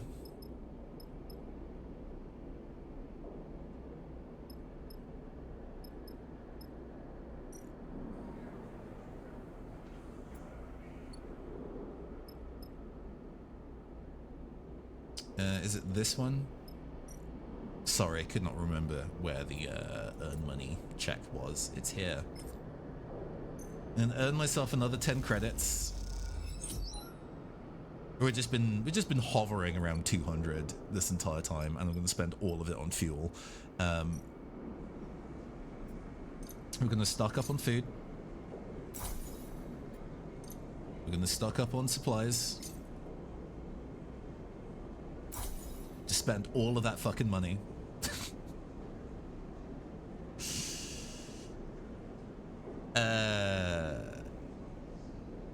We can leave now. We have nothing else we need to do here. Spending an additional day would be to put all of my high dice in earning 10 credits. And I don't think I care about that. I don't think I care about that. Also, we're reaching the end of our stream today, so I think this is probably going to be approaching a good endpoint for today. We'll put in the Katzenjammer. We'll put in the Katzenjammer. Okay. Godspeed, chat. Security hacked.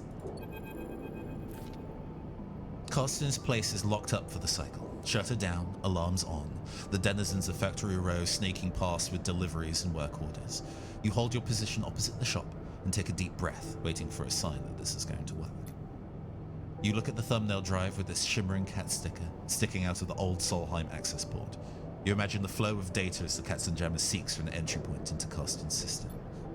You think of Junie, tucked away near the ship, watching you through the public networks. You think of Seraphim, deep in the engine room with the rig. Hurry the hell up, you think. Enough waiting. Then you hear it. A pulsating white noise sputtering, and then screaming out of Carston's shop. The shutter scissors up and down, the lights pulse, the alarm gurgles in confusion. For a moment, you were stunned into stillness.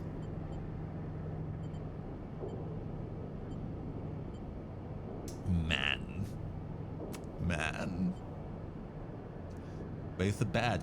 People stop in the street and then turn to look as the shutter's motors burn out in a cascade of sparks and acrid smoke. Now or never. Let's rush in. Neutral, fine. Without waiting a moment longer, you kick off from the wall and glide towards the entryway, slipping between the gathering observers. You glance off one of the crowd, knocking them spinning, but you don't stop. You are through the entryway before the shouts reach your ears. There's no going back. It takes you another moment to gather yourself in the chaos of the shop. The wall-mounted screens scream out white noise, and the flickering lights make it hard to concentrate, but you keep your focus. You scramble over to the feed lines in the window, grabbing the bundle with both arms. They wave wildly in your grasp as you wrench them away and kick off from the counter, gliding back out into the passage. Your arcing glide takes you into the crowd. You steer yourself through a gap in the gathering bodies and kick off hard towards the port. The feed lines wave wildly, but you grip them hard to your chest and don't look back.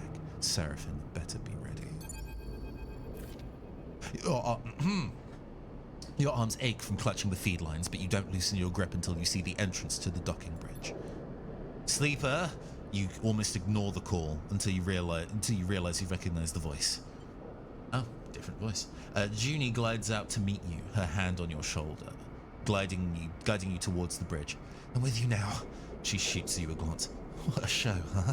She laughs nervously. It was certainly loud. She smiles a little smile.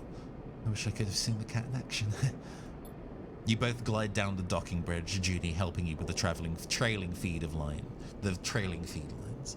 From what you can tell, news of the chaos in Factory Row has not reached the port yet. You feel a flush of excitement as you enter the ship's airlock. This is it. You did it. You try to keep focus, but the elation makes your hands tremble. You take a sharp turn in the central passage of the ship and make your way to the engine room. The feed line's now unwieldy in the cramped space. Seraphim is waiting for you, shaking his head. Looks like we're in business. He lets out a sigh, and on the run from two different people now. He grabs the feed lines, and will take it from here. He quickly begins the process of connecting the engine to the subsidiary fuel tank. You watch, catching your breath as he works. How about you make yourself useful, rather than making me nervous? Seraphim says without looking up from his work. Go close the airlock and disconnect the bridge. You and Junie glance at each other. Both of you, now, Seraphim calls out. The two of you turn and make your way up the passage, your nerves settling now. You arrive at the airlock and reach for the control panel, and then you see him. Carston, coming up the docking bridge, fast.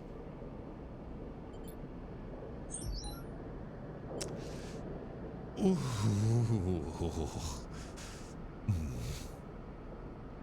Your hands dance across the controls, inputting the closure sequence in seconds.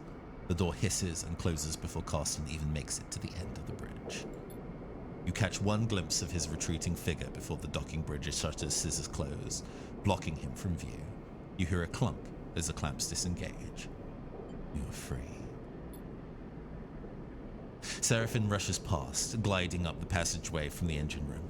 Come on, get yourself strapped in. You and Junie silently follow him, your head spinning, your thoughts racing.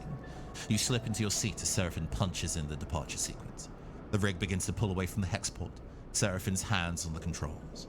You close your eyes and feel the force of the thrusters firing.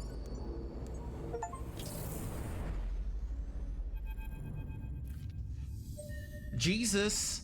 fucking Christ. Things are bad in these streets. I'm damaged. We've pissed off so many people. We have an additional crew member. It better be fucking worth it. What the? Seraphine's quiet question interrupts your thought as the rig cuts across the belt. Hexport is now behind you, drifting out of visual range. Its glinting lights now just a part of the background glow of the belt's 1,000 reflective bodies. Whatever trouble you stirred up there, it has surely been left behind. Which is why Seraphine's muttering is worrying you. What's up? Seraphine turns. There's a transmission coming out of Hexport. Some kind of evac order? He turns his back to the console. Let me check this. Sleeper. The voice, as distorted as it is, cuts through you. Oh. Lane. I know you were there. A hissing pause.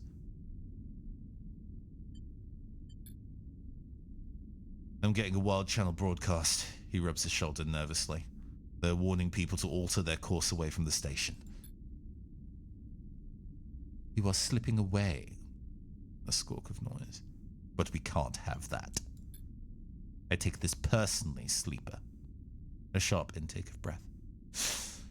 After all my investment, all my care expended upon you, this is how you repay me. At least we're heading away, Seraphine interrupts. Maybe it's just a precaution. I see a little something glinting out there, Lane continues. Could that be you? Sleeper, you hear Seraphine calling, but you don't move. You don't breathe. All you hear is Lane's voice. You unclip from your restraint, drifting towards Seraphine. He gives you a wild look. Something isn't right. You don't feel right. A numbness grows in your body, your fingers flexing without your input. You reach out towards Seraphine. No, not you. Something reaches out towards Seraphine through you. Attention flickers in his eyes. Fear. A hissing silence. Then a rumbling blast. All at once the rig screams, system seizing in electromagnetic paralysis. All at once the rig shifts, carried on some shockwave of light. Pain. Then darkness.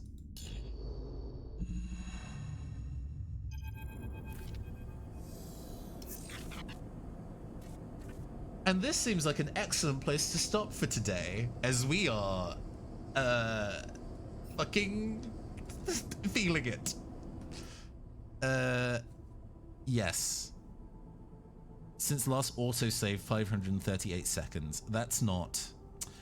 Is there a manual save that I can do? I would love a manual save, my friend. I guess we'll have to wait until the next autosave kicks in. That's fine. Alright, we'll go until we save then. It's like, if this was a tabletop RPG, this is where I would stop. There is no manual save. Okay. But this is where I would stop. This is an excellent scene cut-off point. And we'll see what happens when we resume from the darkness next time. But who am I to say where the save points are? We'll bring it on home. Voices echo warmly through your mind. You can't quite make out what is being said, and any attempt to focus causes a growing flare of pain, so you let them fill the air, unidentifiable and soft. You are floating, and so you cannot yet feel your body or its weight. The feeling is pleasant, soothing, and yet the moment you realize this, it begins to fade. Something spasms in your fingers and you flick it away. A sensation crosses the sole of your foot and you kick your leg. A weight settles itself in your chest. You are awake. You open your eyes to light playing across a surface patterned with stained cushioning. You're alone. The voice is replaced by the hum of air cycling, the distant clank of maintenance systems. You're alone, and this is not your ship. You jerk upwards against the straps that hold you loosely to the berth, suddenly confronted by the last things you remember, an overwhelming numbness, and below it, an insipid, animating force creeping through your mind. You pull at the straps and free yourself, floating up into the small habitation room, cushioned and warm, your mind racing. Where is this? You glance around, taking in the small room with its knickknacks tucked behind webbing, its stained and worn storage units, its faded padding. This is someone's home. Cold light fills the room and you float over to the dark square of the window. You see stars and the bright pinpricks of drive trails and skeletal docking bridges. This is a station. A sudden hiss draws your attention to the door, which slides open with a puff of equalizing pressure. The entering figure jumps as they see you are awake. Oh, you're up, they say. They hesitate in the doorway. Who are you? They laugh nervously. Right, we didn't meet. They glance back out of the doorway as if looking for help. I'm Bliss. They shrug, not sure of what to add. Your crew are out. Sorry, they brought you here. Here. Right, they nod slowly. This is my room. They glance around. Not much, I know. They were in my repair bay on the far spindle, if you know where that is. How did they get here? They look around the room again. Come on. Let's get you somewhere a little more comfortable. They hold out a hand. You're safe. Don't worry. You follow them out into the corridor, gliding behind them. They move with the ease of someone who is either born in Zero-G or has spent most of their life in it. They guide you to an enclosed balcony where heavily scratched, thick acrylic windows look out onto a chaotic-looking wet dock. At the center of the dock is the rig, scratched and worn, but it is still your ship. It's a reassuring sight. So, what happened? Your ship, Bliss pauses. You were lucky I heard your distress signal. You sense they're holding something back. I guess that expensive long-range array I was tricked into buying finally paid off. They laugh to themselves. Well, at least for someone. You were out cold when I got there, and you have been for all of the cycles since. Your friend wasn't in great shape either, but he bounced back fast. Ha! New pose. New cyberware? I make a habit of doing that. The Seraphin's voice makes you spin around. Good to see you up. He can't suppress his smile. Are you okay? He smiles. Don't start fussing over me, Sleeper. I'm good. Your eyes fall to Seraphin's, bandaged abdomen.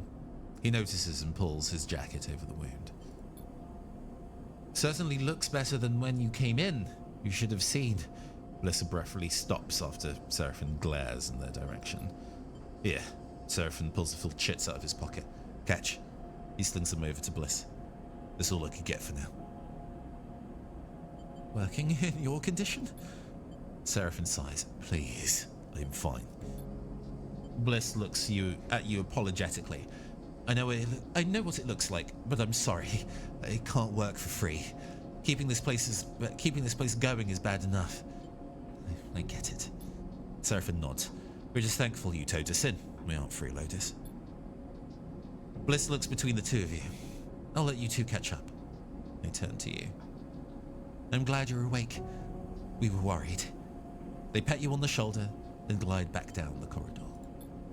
With Bliss gone, the silence descends upon you and Seraphin, both of you unsure what to say. Where's Junie? She's probably on the ship, working on that deck of hers. Seraphin looks out at the ship. She's been useful. Not sure where we would have got that distress signal. Not sure we would have got that distress signal out without her. What do you remember? He looks at you with concern. Lane. Seraphim grimaces at the mention of his name. Lane? He shakes his head. Seraphim looks out at the rig. He takes a breath, steeling himself what he has to say. Hexport is... he clears his throat. Hexport's gone. He flinches. No way. Dropped off the map. No signals, apart from the ones sent from fleeing ships. He frowns. I don't know what happened. No one does. Your mind skips, unable to focus on the information you've just been told. You think of the constant activity of the bends, the rumble of Factory Row, Carston. Gone. By the time Bliss reached us, we'd have drifted out of range. They couldn't have seen it go up. But I saw, Sleeper. Something exploded, white hot. He rubs his arms, suppressing a shiver. A moment later, the shockwave was on us. The rig was crippled. Engine kept firing, but guidance was offline, sending us arcing across the belt. He drops a hand inside his jacket, pressing against the bandage on his side. I managed to get her under control, but not before we started spinning. My restraints came loose and you weren't even strapped in, so we both got scrambled. He smiles a weak smile. Felt like being trapped in an auto wash. He turns back to you. I'm impressed you made it, to be honest. A flesh and blood human would have been smashed to pieces. He goes silent, the image a little too raw for him to continue. Could it be to do with us? Seraphim shrugs. Your guess is as good as mine. He squints. Would Lane do something like that? It doesn't make any sense. Isabeau is a gang. They run Darkside. They don't go about blowing up stations. All anyone did was see... All anyone's seeing is debris and radiation. They picked up a lot of ship transponders before the rig went offline. Maybe some people got out. He stops, unable to add anything more. You both float in silence for a moment.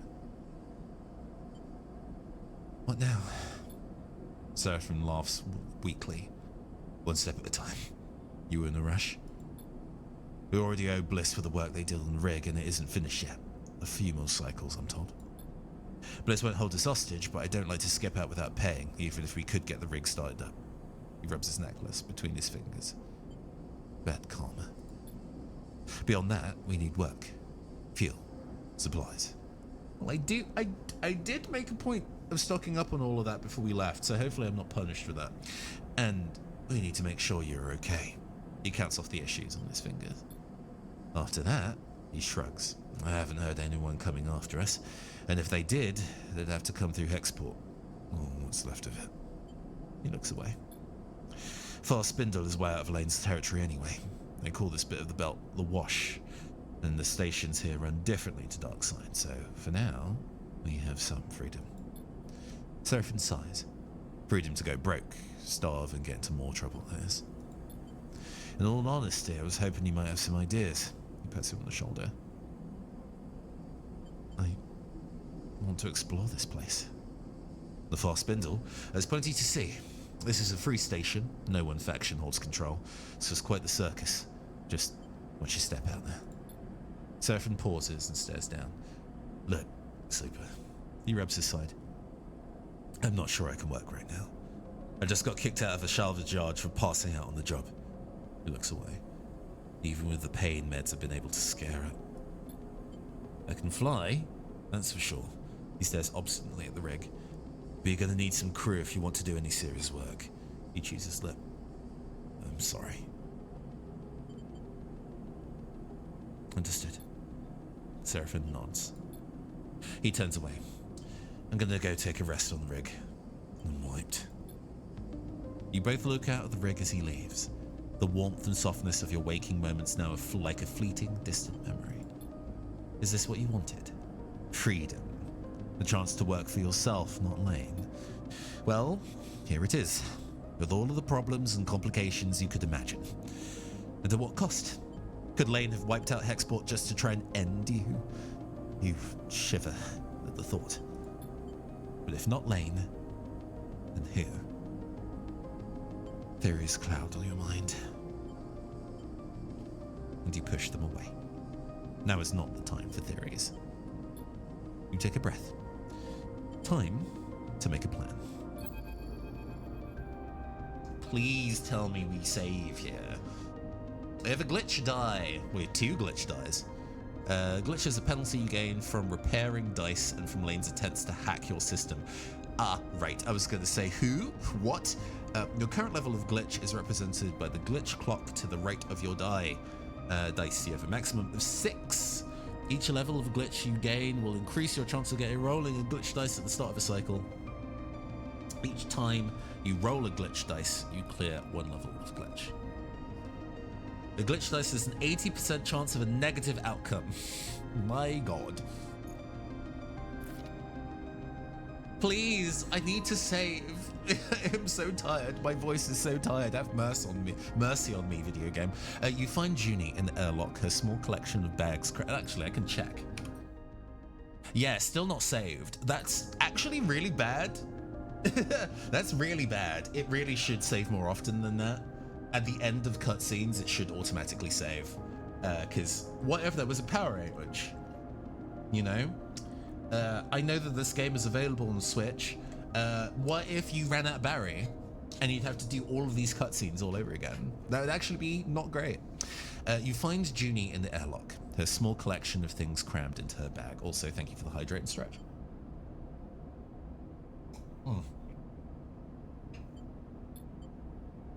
I was coming to see you, I promise. She looks nervous. I was waiting for you to wake up, but Seraphin said you were okay, so... Sure you aren't sneaking off? She looks away. I don't like big goodbyes, that's all. While you were...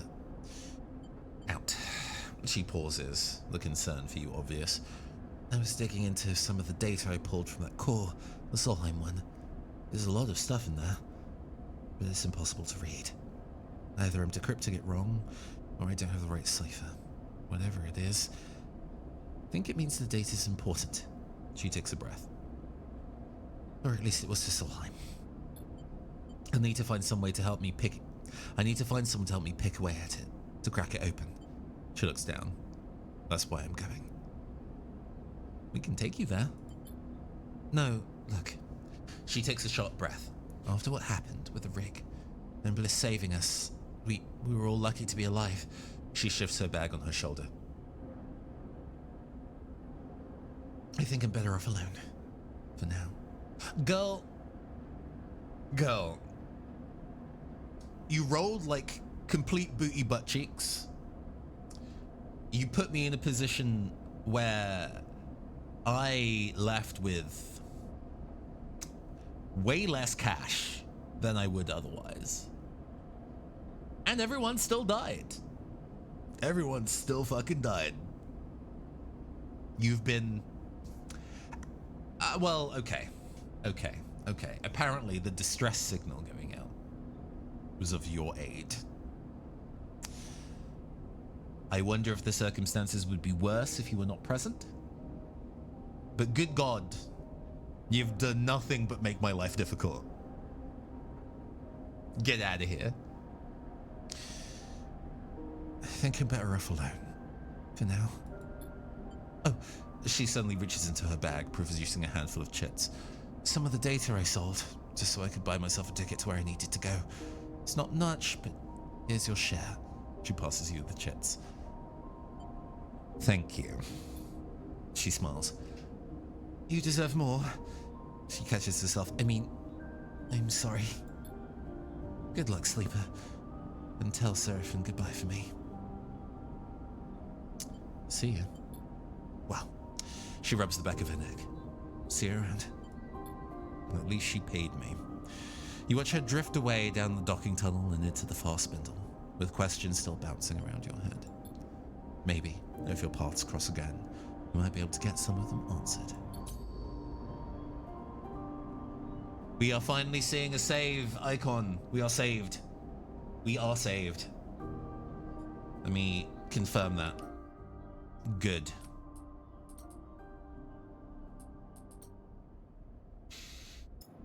Oh, Video games be video gaming, huh? Did we all enjoy story time? How did we find things so far? Did people have people enjoyed what we've played so far? I apologize that we played such a story-rich game on our regular streaming slot, knowing that we are going back to 90s edutainment games next week. But my July in terms of schedule has cleared up a little bit easier at the moment. So I am considering going back to streaming on Tuesdays on the days that I am not buried under other work. So this is not necessarily the last we'll be seeing of Citizen Sleeper 2 for now. I look forward to playing more and for reading more of it to you. I hope my voice acting skills did the game justice. I love this game, and your narrating and voice acting were top notch. So I had an incredible time. Oh, thank you. To be crass, I'm putting my whole pussy into this. All right, I am very, very specifically trying to like push my skills in doing this. I got a busy July myself, and although at least the weekends not taking me evenings, sure, yes, we're all busy. No, I'm glad that you got stuff to be getting on with. I'm glad that I've been able to kind of give myself a bit of an ease for scheduling in July, because my June was very busy, and it actually not at the point that I'm breaking or anything like that, but it did stress me out a fair bit. So I am glad to have a bit of an easier time today. We're just gonna go and see who to go and pass today on to multiple people are playing Uma Musume Pretty Derby, which okay, let's go and pass things on to let's pass on to Maru. She's doing a special event today. I have no idea what game she's streaming, so we can pop in and say hello. Okay, we're gonna go get that raid going. Yeah. I mean, like, Persona 5, the Phantom X also came out this week, which I have started playing. It is Persona 5, but notably worse in multiple different ways. And I don't know how long I'm going to keep it up for, but, you know, I owed it to myself to go and give it a whirl. Anyway, I have been, if you didn't already know, your androgynous android late night DJ caster. This has been the Neoncaster Twitch channel. We'll see you all next week for more streaming times. If not more Citizen Sleeper, we will be returning for more Caster's Classroom with the Magic School Bus Visits the Rainforest. I will see you all next time, my loves. Goodbye.